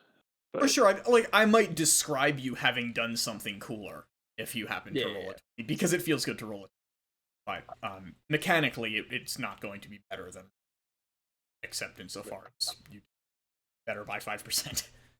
Exactly. I mean, there was just as a quick aside, there's one campaign my friend was playing a rogue. They had like a plus 14 to sleight of hand, and they rolled a 1, but obviously the DM was like, "Well, you still got a 15 on that." Yeah. So Yeah, I like the idea that at a certain point, adventurers are so skilled at what they do that they just have a baseline level of being able to succeed at things, and many things that would have been challenging ages ago are trivial for them now, where like, the roll is perfunctory, and you, if you're rolling, it's because like there are consequences for you if you were to fail, but your character probably can't fail. And I think that's fine. I think it's okay that like your character is just good enough at things to succeed at things that they're highly trained in. Is a good system. Yeah. Like I don't like the idea that like anybody has a baseline 5% chance to succeed at anything, and that anyone who, no matter how skilled you are, you always have a 5% chance to fail at anything that you try to do. I think that's silly. Anyway, so True. because of your good roll, you are able to count in detail how many wolves there are, and you conclude that there are 5 of them. You also note, based on your good hearing, that in addition to these 5 wolves pursuing you right now, there are at least a dozen more further in the distance. Right, I will shout that to my companions, and kick my horse into maximum overdrive. Okay. roll animal handling. Oh no! Don't fall off. I will most definitely fall off. I think I have a 1. My wisdom is not the greatest. Oh, it's not the most 14. Your horse at least does not like kick you off of him. Huzzah! What is your horse's name? Did you decide? Umbra. Is Umbra your horse, or is this a horse that was loaned to you? Umbra is my horse. Okay. Umbra responds in kind to your emphatic request, and does indeed pick up the pace a little bit. And so because you had been previously bringing up the rear a little bit, and you took some time to like turn back and count the wolves, you had lost some distance relative to them. You've made it back up now, and you're about even with the rest of the party. Nice. So, what would you guys like to do? Okay, so Alistair has relayed the information on how many, and then more on the way. So we can. What's a good way to try to mitigate the rest of them coming in?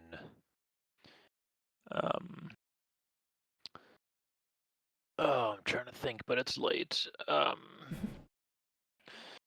We could try to find advantageous positions in the environment, or just get, I don't know if D&D allows this, but opening volleys before like melee attackers close in, like getting free range shots before they arrive. You would get to do that if you roll well on an initiative, and you get to act before they do. Okay, so that's an option. Yeah, if you guys want to attack, you certainly can. I actually don't really know how mounted combat works in D&D, so I'm gonna have to check the player's handbook for doing that. Man. I should have thought of that before I introduced an encounter where it's obviously going to be mounted combat that's happening, but there we are. I'm not so sure I would be very good at mounted combat, because I assume that involves animal handling.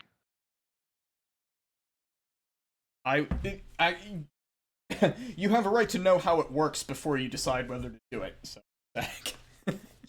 luckily, you can always just get off your horse. Yep.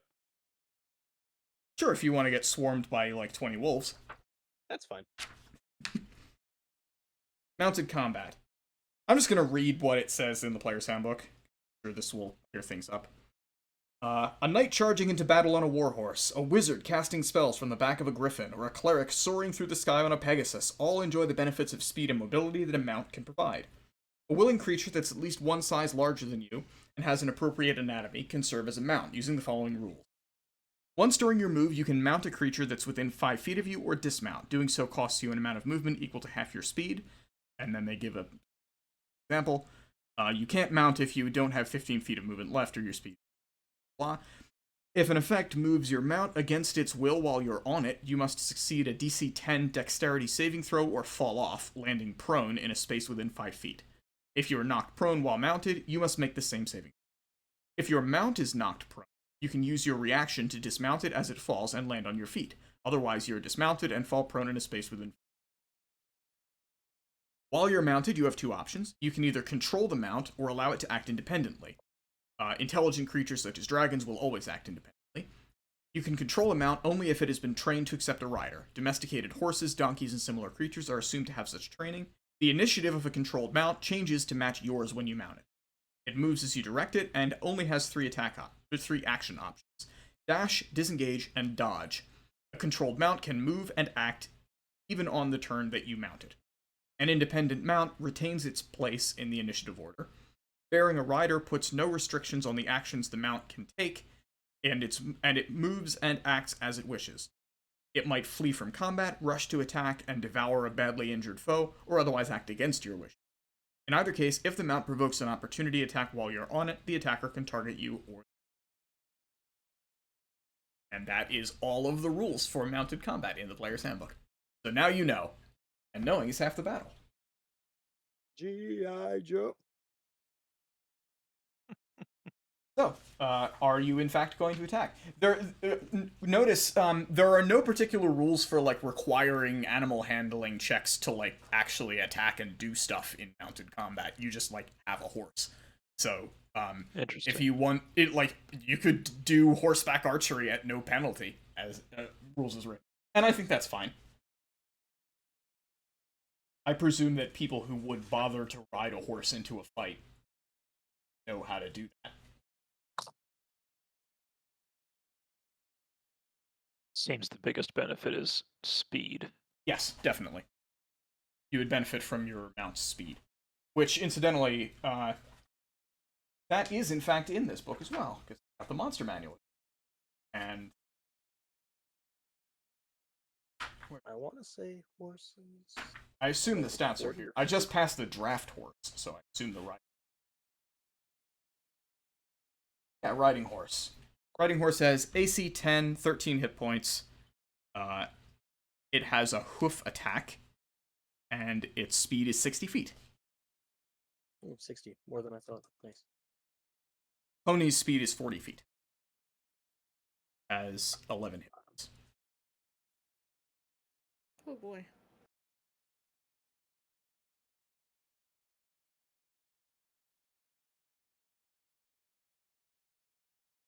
Okay. The wolves are gaining on you. What do you do? What do y'all want to do? I feel like Janora's vote would be just get the hell out of there, but if you guys want to fight, she's not going to say no. Alistair would also say to run. They don't have the advantage as they're the ones being chased. And there are more on the way. Yeah, if we stay here and try to fend them off, then the others will arrive and overwhelm us. So let's go. Okie dokie.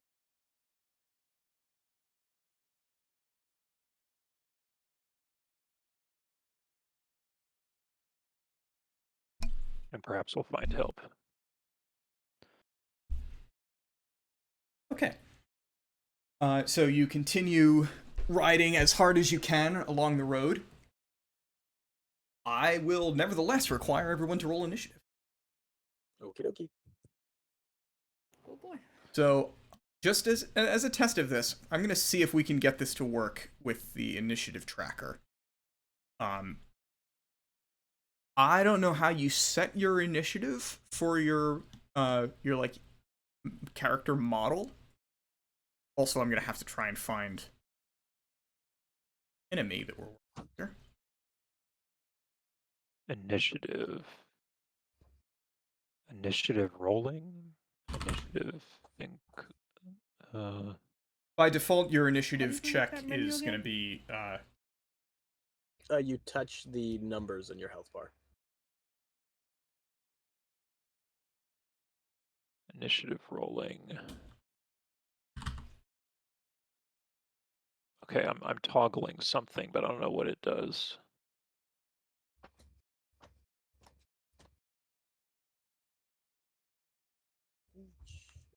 Initiative include, initiative rolling. Oh, that's not named, but that. Let me toggle initiative rolling and then roll a die. Okay. See what it does. So my initiative modifier is 7. That's pretty good.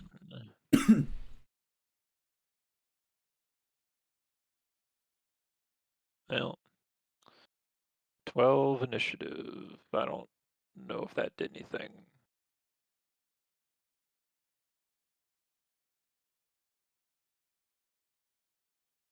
Initiative mod.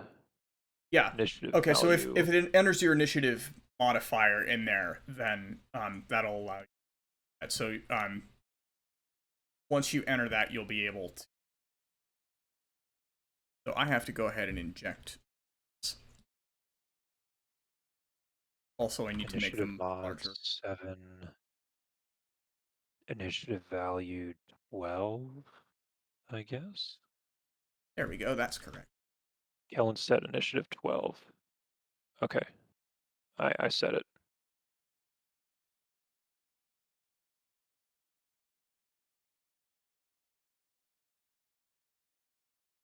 Oh, I think Crack might be one of the first ones. Or, excuse me, Alistair. Do we need to hit the toggle thing or no?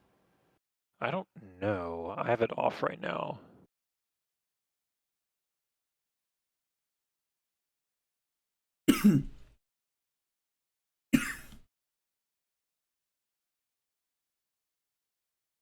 Uh-huh. Okay. Those are big.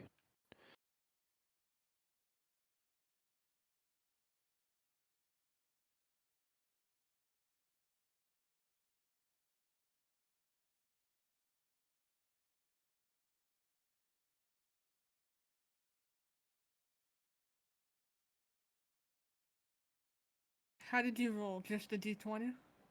Yeah. I just rolled it independently.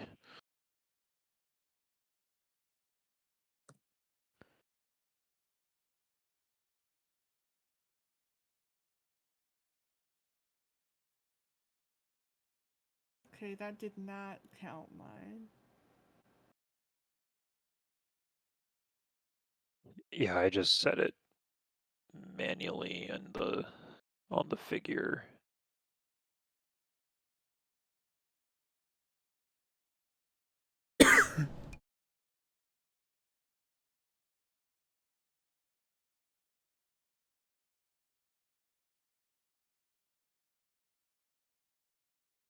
Either way, 13 plus 8 would be whatever 13 plus 8 is. 21? Yeah. I think both y'all are faster than me.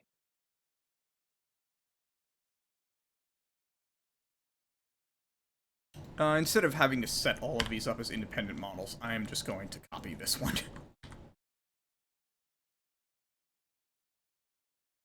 That should maintain the injection, right? I assume. It would stand to reason.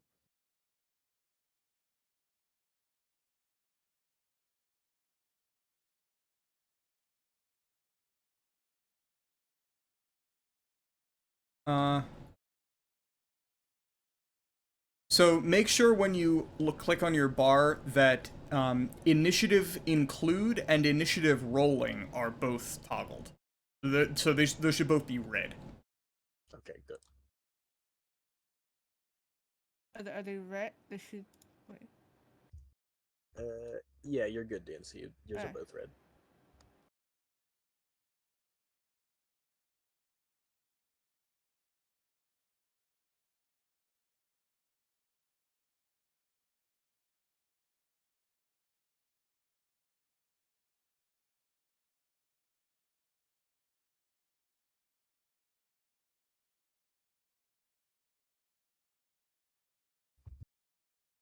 Now only allowing me to see one of them having an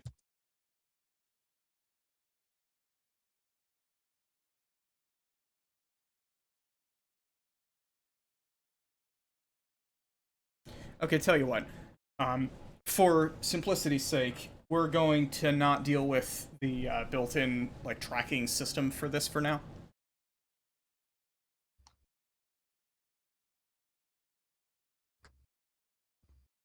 Let's go ahead and load up a map so we can have our fight.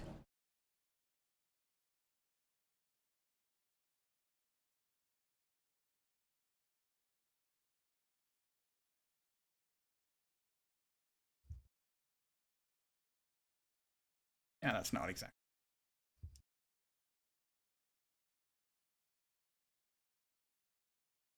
That'll do. Perfect. That looks accurate. Mm-hmm. The grid is pretty small. Yeah, we may need to resize.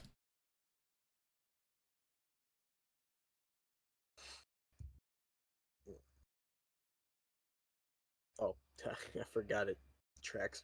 Sure does. It hasn't been resized though, so that tracking is going to be terrible. One sec. I'll shove myself back here.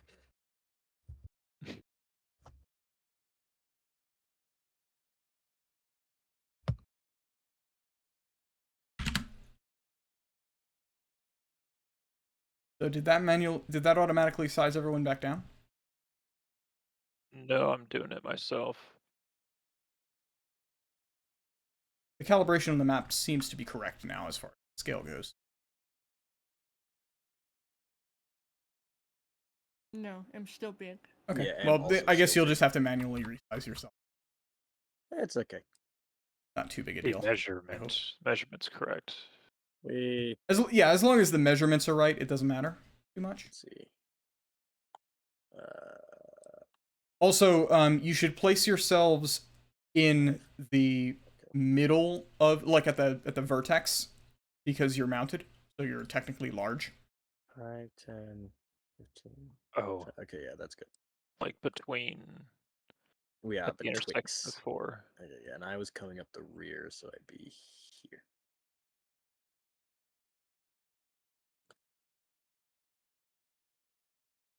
Also, you know what? Since it doesn't seem to affect anything, I'm actually going to reset the map scale to make this encounter more convenient. Because you're traveling fast and they can run fast. I'm actually going to say that this map has a 20-foot scale.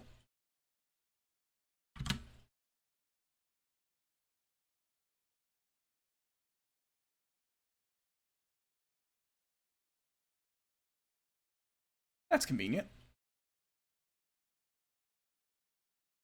So yeah, I guess just remember, so the pony's movement speed is 40 and the horses are 60. Whee. Oh wow, that's small. Okay. So this map is very much not to that scale, but I think this is fine for this degree of it. Okie dokie. Ah, it's so tiny. Ah, Yeah. oh, that's cool. That's convenient. I didn't plan that, but I like it. Tiny dwarf and tiny mouse. And tinier numbers.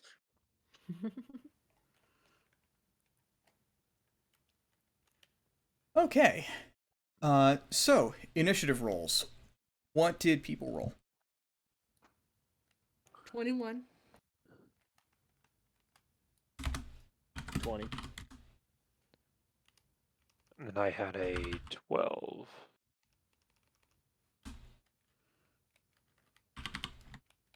I am more than capable of tracking this manually. Yep, that's how we've always done it back in the day. I mean, I did it. I We did didn't- manual tracking of initiative for a whole year of.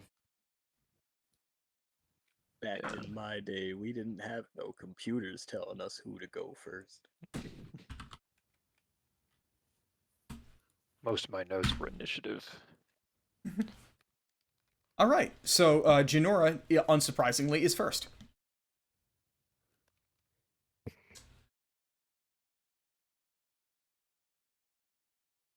Oh boy. You've got 5 big angry wolves chasing you.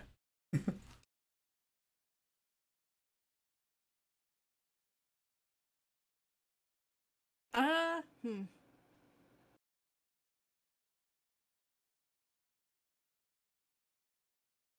Are all invisible?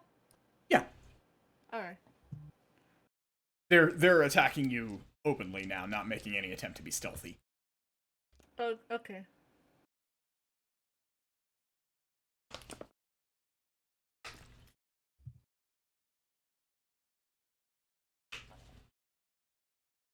Actually, since I am not bothering with that, I am in fact different. Can I do that? Oh no, I didn't because I deleted them. Darn. Hopefully I can find another wolf in here somewhere.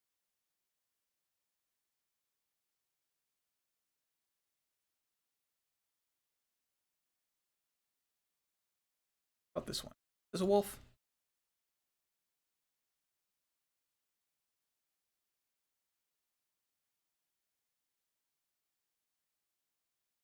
Yes, that is in fact a wolf.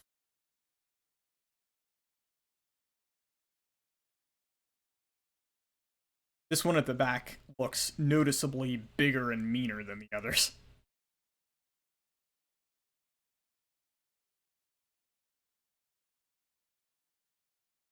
Sure does.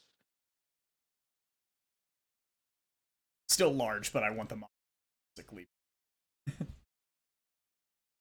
Roleplay purpose. Alright. So this one's probably the closest to me. Yep. Well, it might be this one. They seem about equidistant. See if I can actually get close enough to get a melee attack in. Oh, you've got 40 feet of movement. Wherever you can Someone's make it. gonna have to tell me where when I hit 40. You're at 50 right now.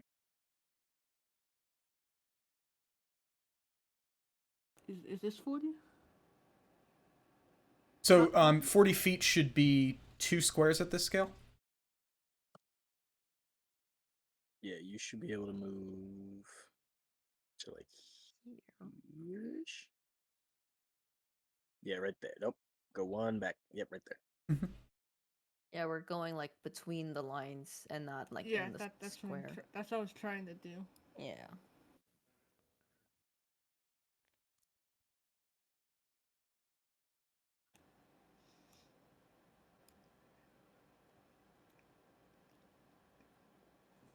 If I can't reach him to make a melee attack, then I guess I will shoot him.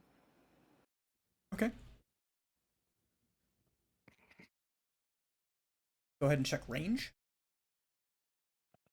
Not obvious.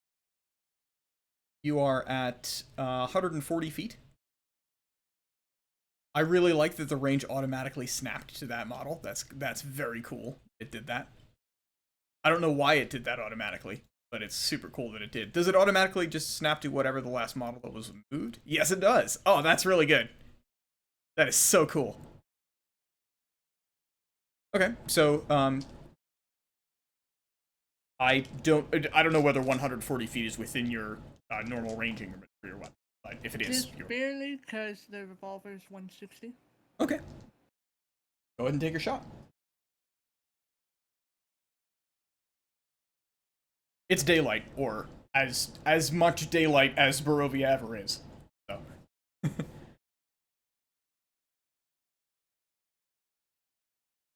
No illumination trouble for them. 18. That is a hit. Go ahead and roll for damage. Odd that you can see that roll, but you couldn't see the rolls earlier. That's I just don't know. weird. Sorry. No, I'm not saying anything against you. It's just odd.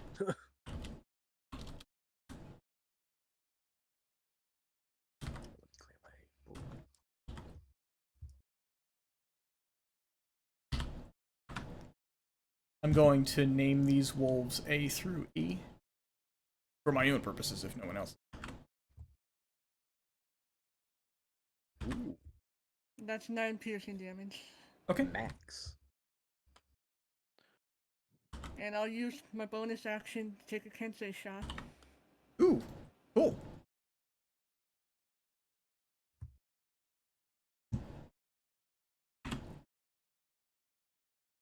Let's see if I hit that one.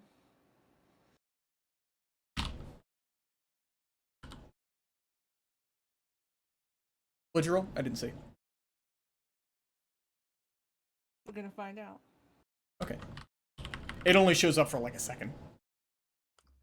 10 is a miss. Ah.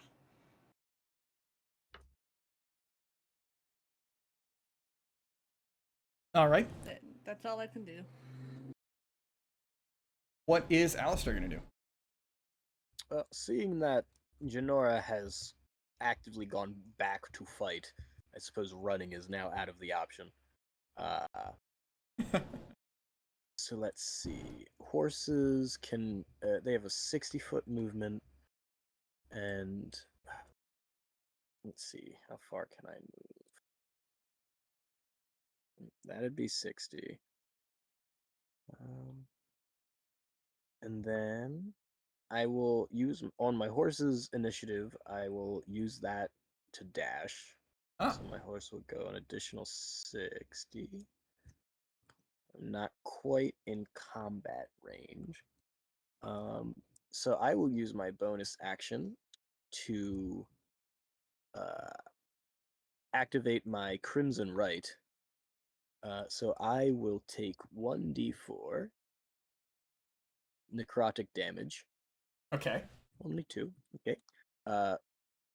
So Alistair brings his sword across his palm, and as he does so, lightning starts to crackle throughout the air in the arc that he swings his sword, and it is now aglow with a faint light. Doesn't actually give off light, but a very crackly sound as the air begins to burn to a crisp around him.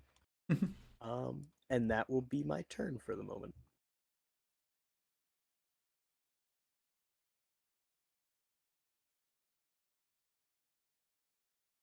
There we go.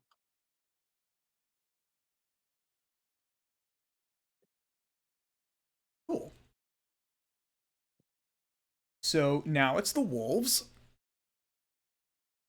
And this one, A, is going to move 2, 3, 4, 5, 6 to be in melee range of you. Dash. Then B, and yeah, so B is going to move up to melee range of you. Come at me, fellow wolves. And this wolf How do is you going. do, fellow wolves? This wolf Oh, is no. going to. God. The wolf is going to bite you, and because of pack tactics, it has advantage. Advantage. I've faced monsters like this before. My one character did not do so well against pack tactics, but I'm sure Alistair will do better. You are lucky that I have the monsters don't crit rule in place, because it rolled in that 20. Lovely. So I assume a 29 hits you. Yes, indeed. Okay. I am not playing Arden. So, so you take 6 piercing damage. And in addition to the horrible pain of having been bitten by a giant wolf, you glance at the wound and notice that it's beginning to fester. Lovely. And you take 11 necrotic damage. Owie. Okay, I cannot get in range of these things.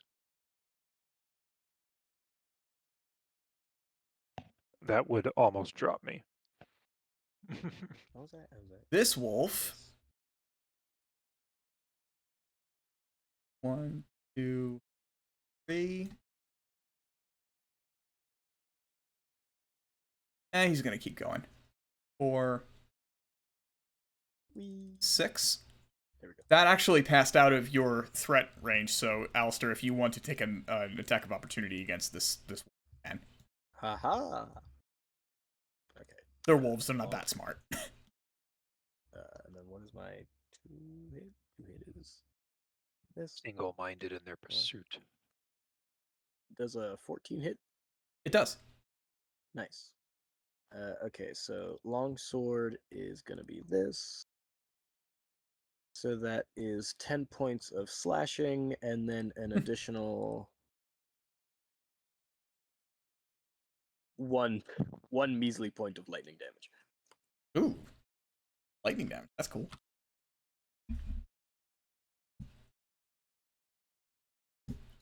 Then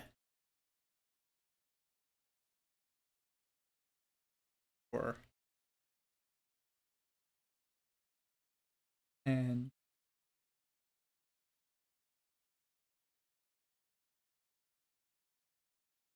move into. Okay. What does Kellen do? He's going to try his very best not to die. Okay, so I have Dread Ambusher, which is on first combat turn plus 10 speed. If attacking on first turn, make +1 weapon attack as part of action with +1d8 damage. I shorthanded that. I don't know if that includes the longbow, because the longbow seems like it's a big action. It also seems like it'd be hard to fire a longbow mounted, because it's like an enormous bow. The game doesn't say you can't, so I'm gonna say you're welcome to shoot a longbow from a horse.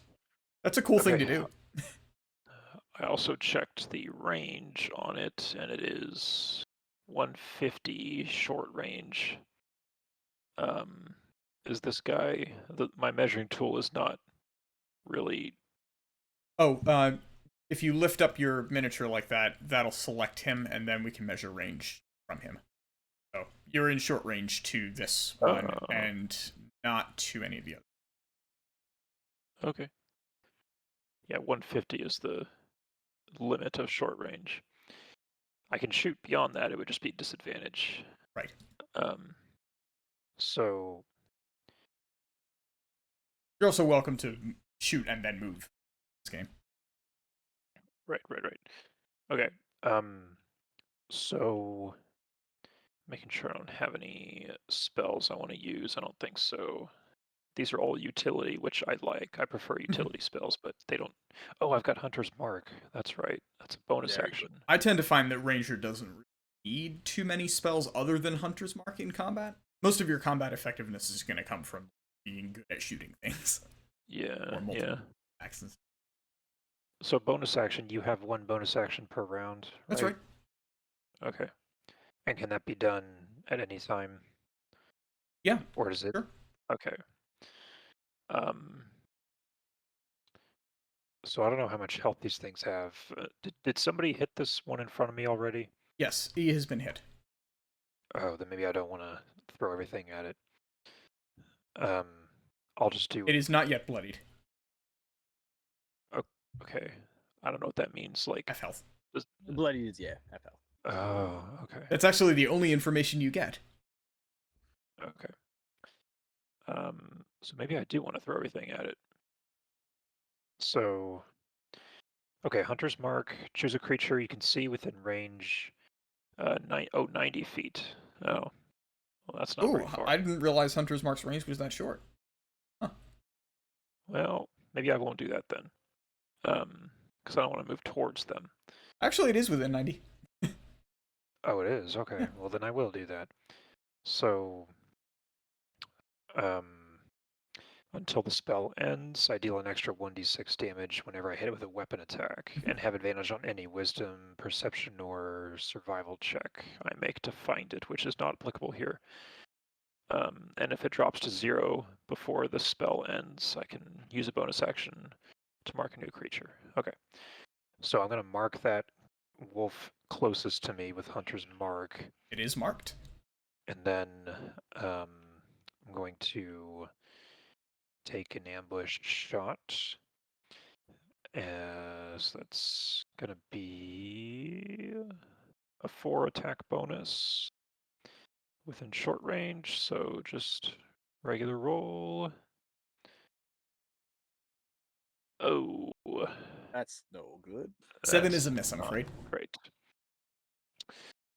So, You're somewhat I'm- unbalanced by trying to fire a longbow from your horse, and your shot goes Yes. wide. This is not something I do ever. I can imagine. Now, my Dread Ambusher does say if I'm attacking on the first turn, I can make +1 an extra weapon attack as part of my action. But that's only in the first round. So I guess I can do another attack, even if it's a longbow. This is part of the ranger specialization thing. What is it called? Archetype. What was it? Gloomstalker? Gloom, yeah, something like that. So anyway, I'm gonna make a second roll. You can do it, Kellen. That's better. 13. Is 13 enough? 13 is also not enough. Ah! Well, we Bummer. know their AC is a 14 now. Uh-huh. Okay, so Aha, Do you were I paying have- attention.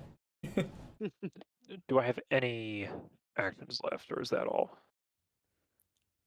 I did You can still bonus. move. Way. Yeah, Okay, you I have your did. movement. Okay, I'm going to just get the heck out of here. So how these guys, horses move 60? Yep. Okay. So this is 20, 40. Wow. Okay. So I guess, wait, no, stop going up.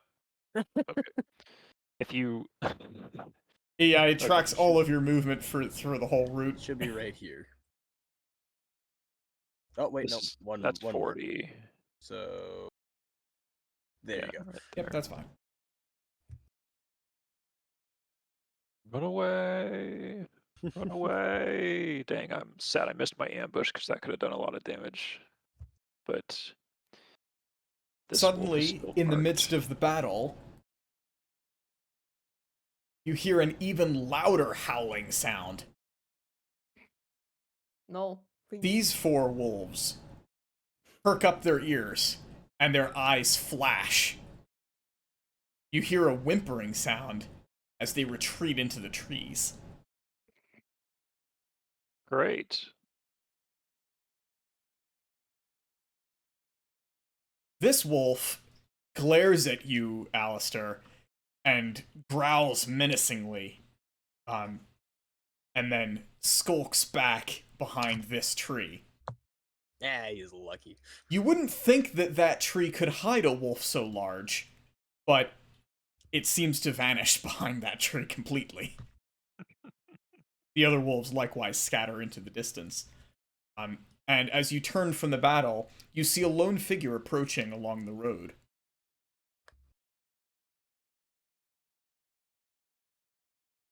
Oh, hey. It's a person. I'm not ready. It's okay, they weren't either.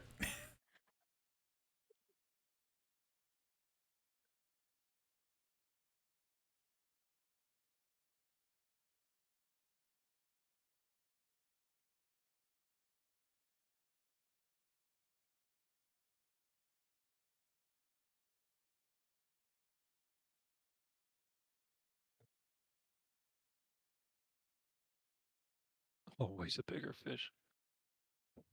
But I'm so small compared to them.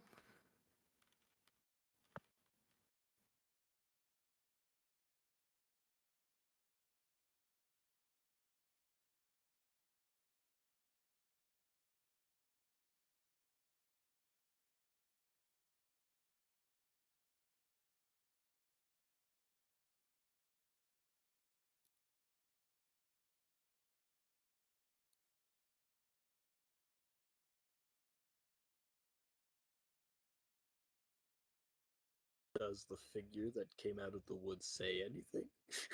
I don't know, does she?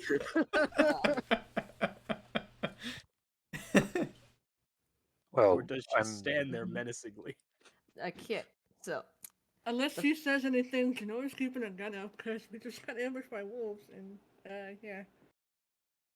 yeah, because I'm in like fight or flight mode and I'm running towards this figure and my bow's already drawn anyway, naturally it's going to point towards this person. And I'm gonna kind of slow my gallop. Just kind of waiting. well, the first thing you notice with her is that she's looking pretty disheveled. She's got this long quarterstaff in her hand, and at the top of it, you see anchored onto it with vines is this creepy looking lantern with a flame that glows pale green. And you The just figure that you'd seen had that the staff raised as you turn to see her, and then she slowly lowers it as you approach. and then you just hear this wispy hello.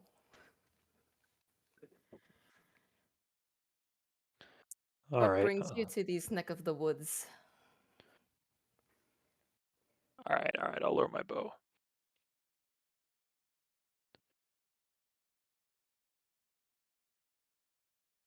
A terrible fate, it would seem, has led us here.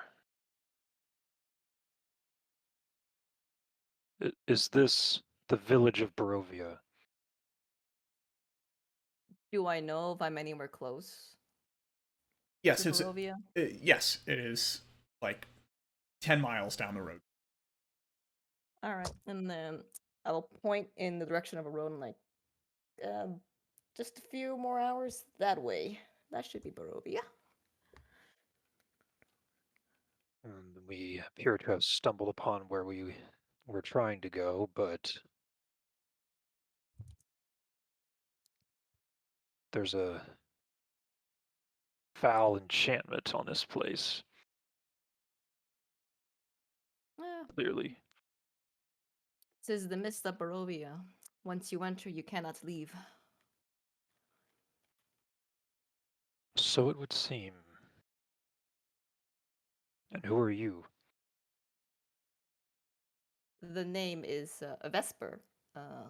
You're in my neck of the woods right now, sir. Your woods. Are these your wolves too?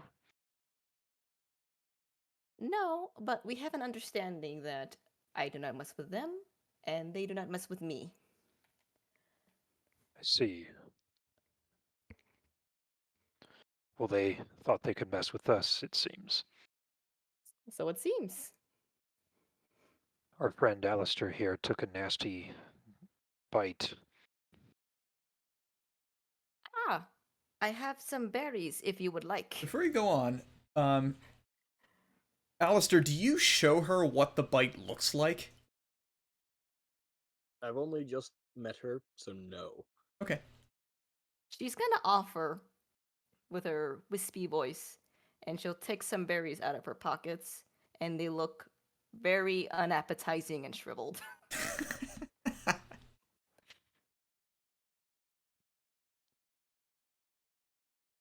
Mother always said medicine always tastes bad.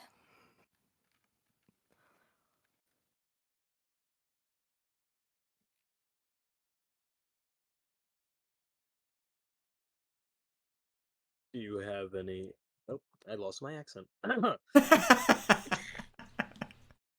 Oi, Is the there accent's any- slipping. That's Oh, what the crikey. bite does.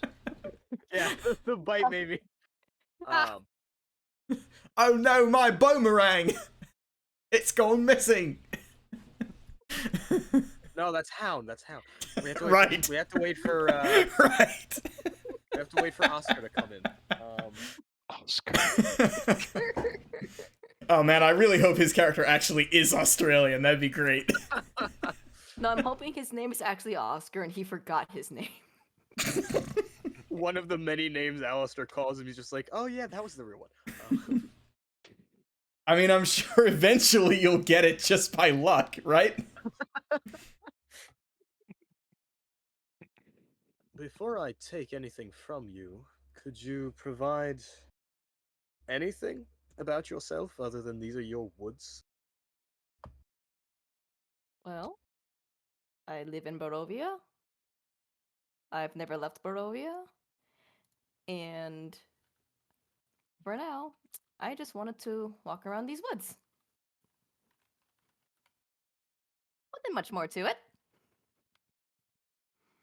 Privately, you seem to notice that this pack of wolves was behaving much more ravenously than usual. They're typically a little bit more pleasant than this. I will say though, did you by any chance disturb these wolves or do something to them? Usually they stay away from travelers. No, we were just passing through. How odd, how odd. We'll add, Kanoi's kept a gun on her this whole time. She has not lowered it. Oh yeah, Alistair has his sword of crackling lightning energy up and ready. And Vesper is very much undisturbed by this. She's used to these reactions. Understandable. She's just very relaxed and calm right now. I love her. Thank you.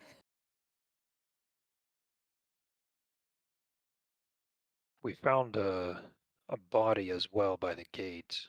It was mauled by something. It's been there a little while. Ah, I see dead bodies all the time. Nothing new. Okay. Just wanted to let you know in case it was somebody you knew. Oh, probably not. They're all dead anyway. Everyone you know is dead. Then I don't think Well, I want to know you. There's this one old hag, but her company may or may not be pleasant. Pleasant enough for me, at least.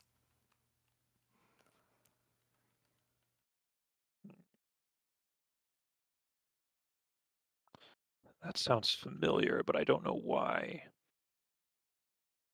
Perhaps you have met her? She's this old crone with this really hunched back, and I swear her voice sometimes sounds like yowling cats in the moonlight. I'm getting deja vu. I'm really enjoying how much you're enjoying this character, Sabine. Oh, I love this. Well, I'm going to turn to my companions. Does this sound like somebody we should meet? An old hag who lives in the forest. Yes, I would yes. say, why? Quite frankly. I feel like, I don't know, there's some sort of something in me is very curious about this, and I don't recall why She that is. makes the most absolute best mushroom cabbage stew that I've ever had, but she won't tell me her secret ingredient just yet. Yes, that's lovely. Not the selling point you Seeing, think it is. pray tell, is this old hag's name Owen? That sounds like a man's name, so I want to say no. She's never told me her name. I just call her Hag.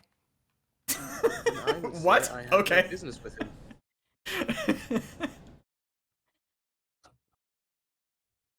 Sometimes Haggy. She likes it. Sure. All right. I haven't thought of a name for her. And now you don't need to. Nope. Good job. Her name is Hag or Haggy. But she's perfectly fine with it. Yes, well, this conversation is very entertaining, but Barovia, you said, was only 10 miles from here, correct? Yes, but that wound on your side seems to be getting rather worse, wouldn't you say? Okay. I presume. Now I would like you to make a medicine check, since you've noticed it. Okay. Let me bring my sheet. Oh, medicine. Okay. Okay. 6, 20, 24. Very Jeez. good. Alistair, just sort of by instinct, glances down at the injury on his forearm, um, and you see him clutch it a little, and you get a glimpse of it, and this is clearly nothing like any wolf bite you've come across before. Whatever animal made that, it was no wolf.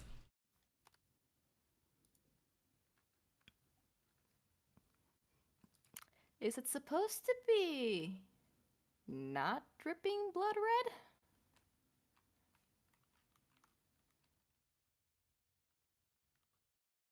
I beg your pardon? It looks almost necrotic in nature. I don't think you will live the next 10 miles. Yes, well, I would very much rather put my my life in the hands of a capable doctor and not some forest hag, as you called her. Oh, my parents ran an apothecary. You're just a bundle of odd information, aren't you? Oh, yes, yes, I am. That was Okay. He responds cheerfully to his rhetorical question. I love it. Well, I can certainly feel my arm not getting any better.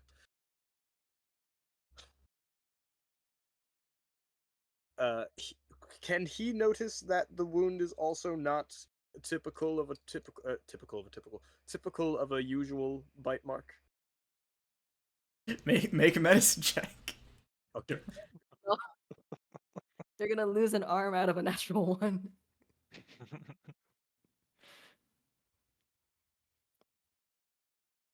14. Uh, has your character ever been bitten by a wolf before? I'd say in his years of adventuring, probably at least once. I think, given your background, it's probably reasonable to assume so. You think she's right. Not necessarily that you're in like immediate life-threatening peril, But it's not usual. but this is not a normal wound. You're suspicious of this wolf. This is not a normal place. Yes.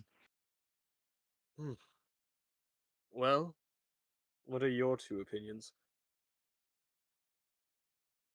Honestly, I don't think we have much of a choice. We're clearly out of our element here, and all things considered, if you die, I don't get paid probably. Your boss doesn't really like me. Let's try to avoid that.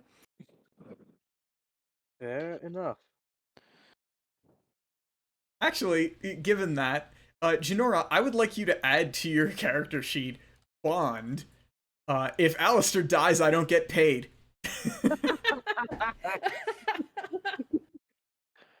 Oh, no. Now you're carrying his burdens. It's come full circle.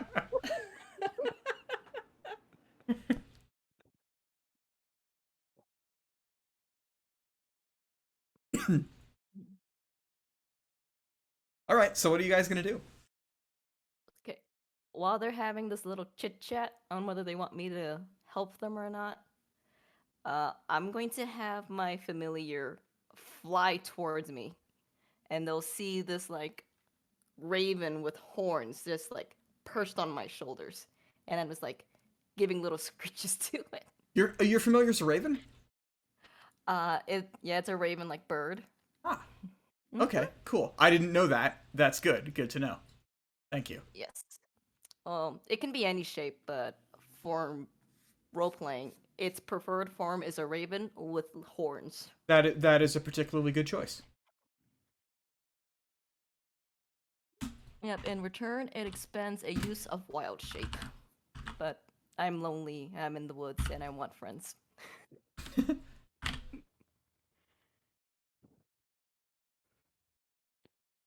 Well, wherever we go, I say we go with Vesper here because the wolves leave her be, and they do not leave us be at all. And I don't have any personal ties to either of you except that we are stronger together. So I prefer you all to stay alive. I believe that may be the first sensible thing I've heard since coming to Barovia. Well, let's go then. Suppose let's not keep this hag waiting. Yes, I'm sure the hag is very busy. Alistair's just gonna roll his eyes at that. That was supposed to be tongue in cheek, but I think my guy's a little too dry for it to come across very clearly. Have you all made a decision yet? And you see her pocket the dead rat that Crest the Raven gave her. Just put a dead rat in your pocket. In a little bag. Oh, okay. Oh, sure, of that's course, much of course. better. Yeah, I'd rather. That makes it I'd rather totally the normal. dead- It's a I'd little rather the leather dead pouch. rat I'm carrying be in a fucking Ziploc bag than my regular pocket. Sure. A little leather pouch just like tied to her side. Just bagging and tagging. It's... I'm just picturing it like Animal Crossing, where like, you open up your bag and you've just got like 8 fish and a tarantula You don't know what else is in this bag. and a Slice. 4-poster bed. This is going to be the death of See me. Kenora absentmindedly, like, putting her hand in her pocket and, like, clutching it a little closer. Oh, because you've got a mouse. Yep. That's right. Oh no. Okay. Well, I say we go. Yeah, let's get a move on then. Alrighty, I'll take you to the hag. She's very friendly, as long as you don't wake her up from her afternoon nap. How do you know it is the afternoon here? It's dark all the time. That's not quite true, actually. It's the daytime in Barovia is a bit like the Gloomy morning on a Seattle weather? cloudy day just after sunrise. Okay. Like it's gray and the sun doesn't seem to be coming from anywhere in particular. But there's still light. Yeah, I'm there's picturing Seattle. light, but it's the dimmest miserable light that there is. Yeah. We can see, but we're not happy about it. Correct. I'll look up and I'll say, it's pretty bright out today. Of course it is. These poor people have never seen the sun. But yes, would you like a berry? And she'll take berries from the other pouch that doesn't have a dead rat in it. Are they? Oh, by still the way, same- Vesper, if you heard Kellen say that, that is literally true. What did he say? These people have never seen the sun. You have, in fact, never seen the sun. Mm-hmm. I was like, this is the sun, no? Point to a fucking all- tree. All of this. She indicates just toward the general direction of Yeah. the sky. She Yeah. points up. And she's looking at you guys like you guys are the idiots. Yeah. Yes. Are the berries that she's pulled out the same gross, gnarly berries from earlier? Hell yes. No. I will gladly refrain. Let's just move on, shall we? My good Before the berries will wolves never come get back. eaten. Man, this is a great way to get around the way that Goodberry kind of breaks the game. If like everyone just doesn't want to eat your good berries because they're gross. I'm just picturing like foul, like really foul Chinese medicine bottles. Ugh. It's like it is good for you, but you do not want to eat it.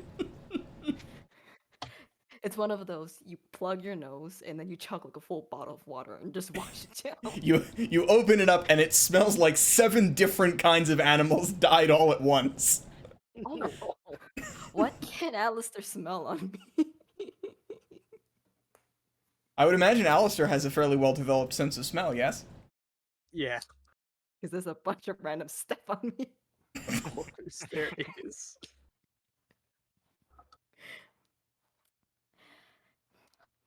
Well, alrighty, Darius. I'll take you to the hag, and she'll just turn around and start walking. Doesn't care if you guys follow her or not. Do you? Unfortunately. Yeah, seems we are. So this interesting woman leads you on through the forest for about an hour,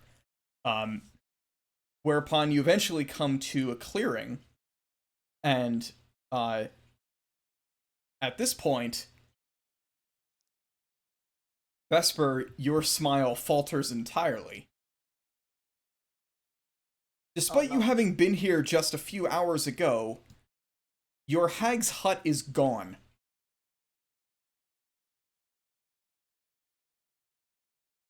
Has this happened before? Nope. Okay. It's always been here every time you've been here before. Okay, so she stops in her tracks, like very abruptly. And then if you guys are behind her, you see her cock her head, and she's going, "Oh dear, oh dear, oh dear. It's gone. The hut is Ouch. gone." Alistair just has his head in his hands. He's just One hand. Your one your hand. other one is indisposed. Yes. I presume in some sort of sling. Is there any traces that there used to be something here, or is it like, No, it looks like a perfectly unspoiled meadow. okay, okay.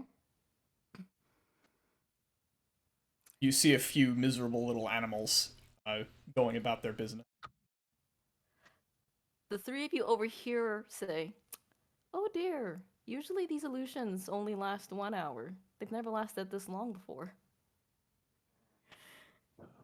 Which is the illusion? The illusion that the hut was here, or the illusion that it's not here? She What if you just walk to where it is and feel around? will do that. She Okay. will do just that. Because she has no social skills. I would like you to make an investigation check. Okay, investigate. Okay. 120, roll. 12. So you don't detect any signs that anyone has ever lived here. You remember this morning you had a meal sitting on a tree stump, which you find. The tree stump is there. However, you don't see any of the husks of the peanuts you were eating. They're all gone. Also, the house is not there anymore, and there's like no imprint or anything in the grass. You walk to a place where there should be a wall, and you pass straight through. If you imagine that the house is somehow invisible or glamoured or something, have no evidence to your senses now that it is in fact there.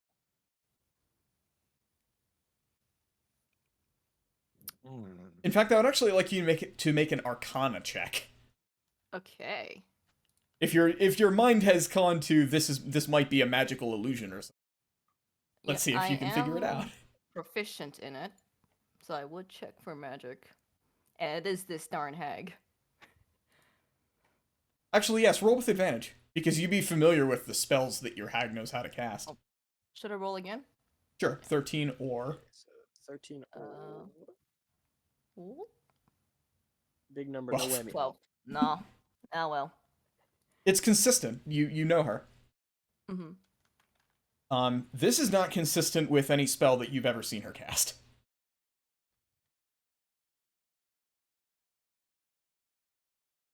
Well, Like as far as you can remember, like she doesn't know how to make things invisible. Or make things as if they never were. okay. Well, at this point, Vesper completely ignores the other three, and she's just gonna sit on that tree stump with her familiar, and she's going to like have this strange look on her face as she just looks at this clearing. What is your familiar's name? Cress. Cress. Mhm. Cress looks at you inquisitively. Like this.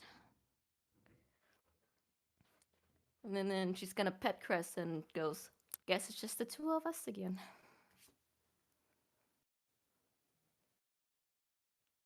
It seems we've lost our guide. You hear an indistinct howling in the distance.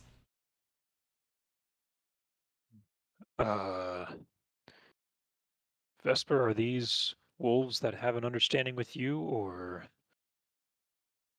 not? They should. But who knows? Okay, You're I'm not entirely sure. This has been a strange day.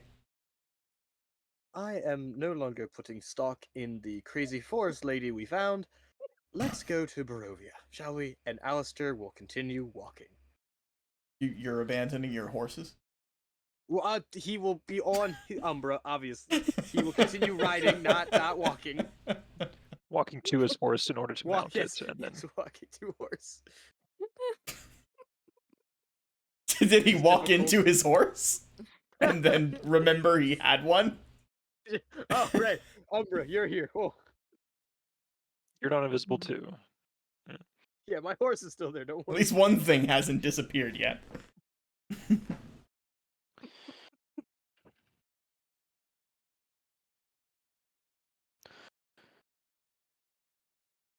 Okay, well, it seems our Alistair is pretty determined to continue going, and since we need to stay together, I guess we're going with him. Yep. Sorry for your loss, I guess.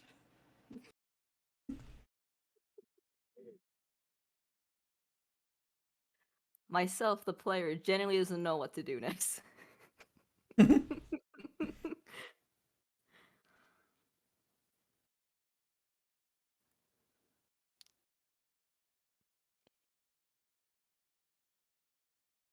Well,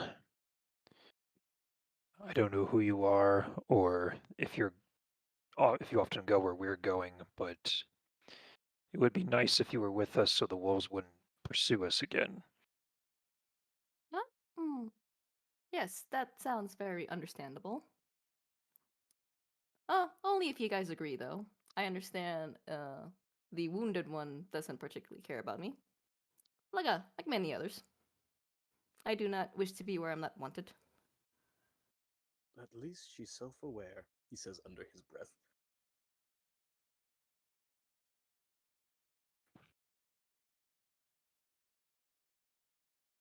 Well, I have a feeling that those wolves are on the way right now, and if we are separated from you, they're going to chase us down again, and then we'll all get these necrotic bites. Well, Yeah. if the fool wasn't so stubborn, I could help cure it, but alas. Alas. I'd rather you with us whether he likes it or not, because I don't feel like fighting a bunch of wolves and getting us all killed. And if he gets worse, then you're just gonna have to help him whether he likes it or not. Again, I want to get paid.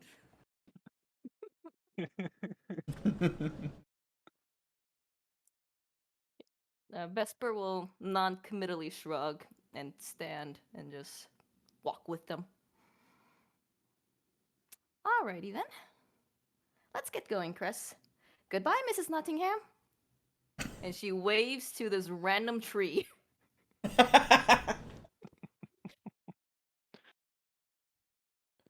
I thought So it was a bef- name for the So the four of you set out now. And after another few hours' travel, you reach village. Tall shapes loom out of the dense fog that surrounds everything. The muddy ground underfoot gives way to slick, wet cobblestones. The tall shapes become recognizable as village dwellings. The windows of each house stare out from pools of blackness. No sound cuts the silence, except for mournful sobbing that echoes through the streets from a distance. But of course, the whole town is overshadowed by the castle you see in the distance.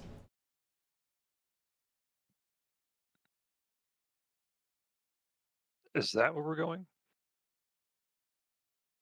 I don't remember. Hang on a sec, let me pull it up.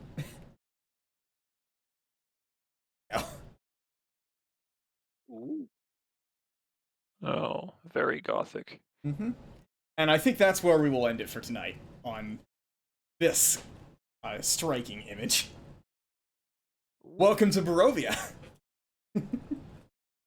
I'm gonna be honest, I thought we started in Barovia. From the very beginning. I thought we weren't allowed to leave in the very beginning, and I'm like, oh, we're leaving.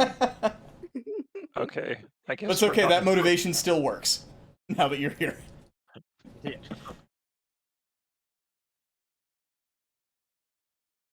Okay, I need to update my notes. Okay. So, what did you guys think so far? I think we really need to find Octavius. I agree. I'm just having a blast blurting whatever comes to my mind because it fits her character so well. Oh, I love it. She's great. Alistair wants to If I throw didn't her out like of the this nearest character a window. lot, I would be really annoyed.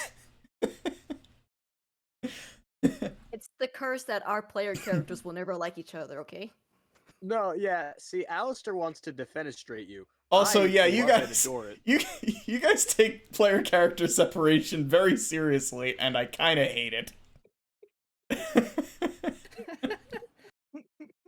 Well, I Hey, mean, we didn't split the party. She's with us. Not yet, against anyway. Alistair's better judgment. You're gonna eat these berries one way or another. No. I think I It heals think 10 my character HP would have been per fine. berry.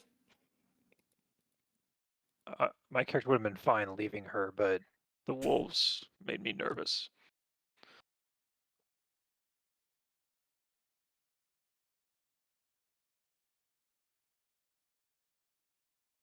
I know I forgot that I had detect magic. I don't know if that would have helped with the missing hut. Probably not. Well, But, oh regardless of whether you cast the spell or not, you detected no magic. Oh, well, there you go. There's no magic here. No magic to be had.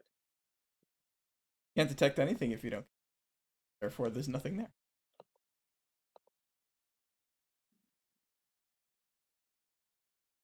Well, I am very excited to continue with this, and Oh, I am too. I'm Mhm. gonna be very happy for. Oh, what's his name again? To finally join us. Oh yeah, what was it? Was it Oberon? Sure.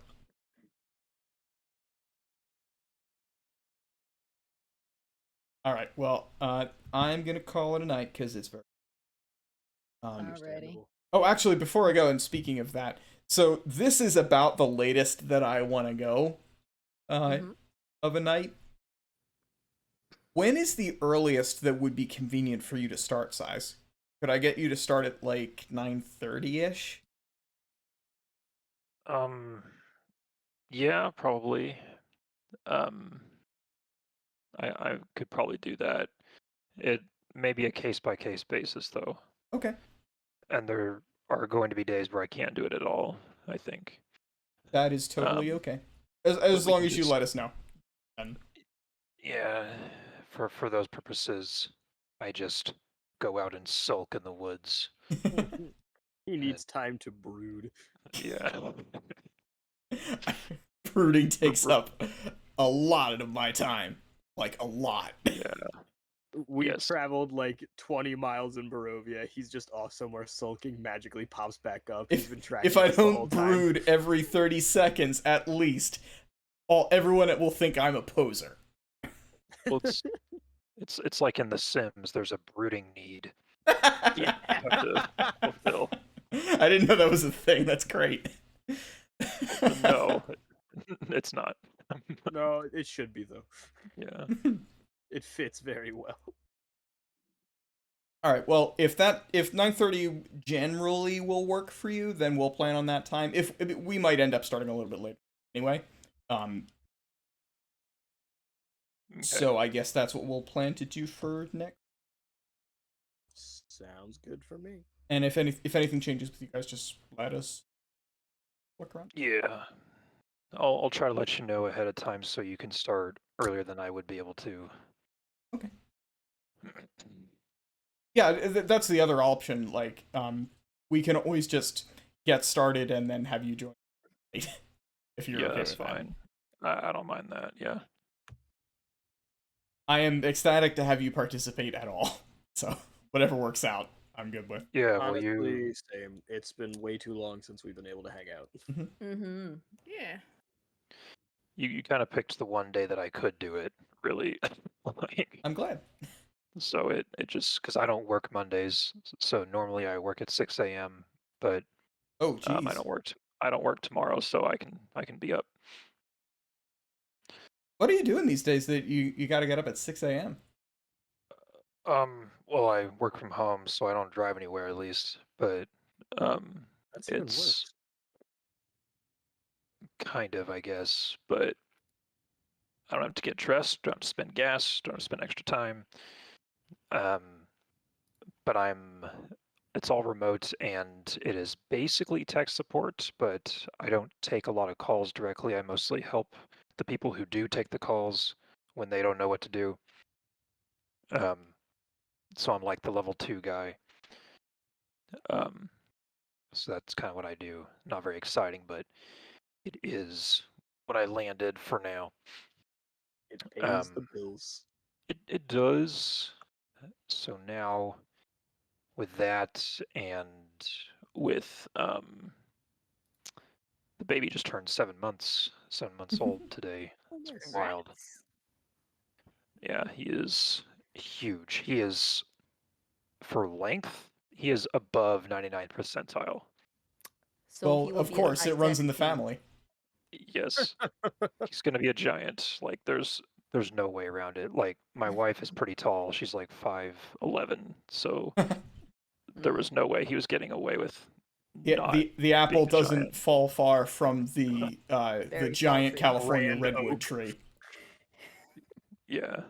So he's like wearing 12-month clothes. It's crazy. Aw. Wow. So That's so cute. he's yeah, like he's about to be mobile. It's about to get crazy. Oh boy. Like Oh. he's working on it. He can roll over, but he can't really move. So it's gonna get very crazy pretty soon. But I will do this as long as I can. A year's a long commitment, but we'll see. I know this My is schedule may obviously change. this is a super important time in your life, so Yeah. if you need time to enjoy being a dad, Yeah, go believe with me, baby. well, I understand that this is way less important than that. Well, I mean, he's sleeping now. Like he goes down at 7:30 right now. So he's out for the count. All right, well, Right, that well- has made my day. Thank you so much. Yeah. Yeah, glad to hear everything's going well in your end size. Yeah, it's great. I do miss all this stuff, and I'll do it when I can. But appreciate you running the show, Kirk. It's been fun, and I'll be back anytime I can. I've We will resigned gladly myself have- to always being the DM in every game forever. It's fun to be on that side. Okay, well, I am like seconds from sleep, so All I'm right. gonna cut to the outros Have a good night. and Don't wish you love everybody a it good night. being? Don't you love it being 10 a.m., Kirk? 10 a.m. I'm too tired. What the fuck? Oh, Yeah, was yeah, like- it's almost like we're both on the same time zone. Bye, everybody. Bye. Bye.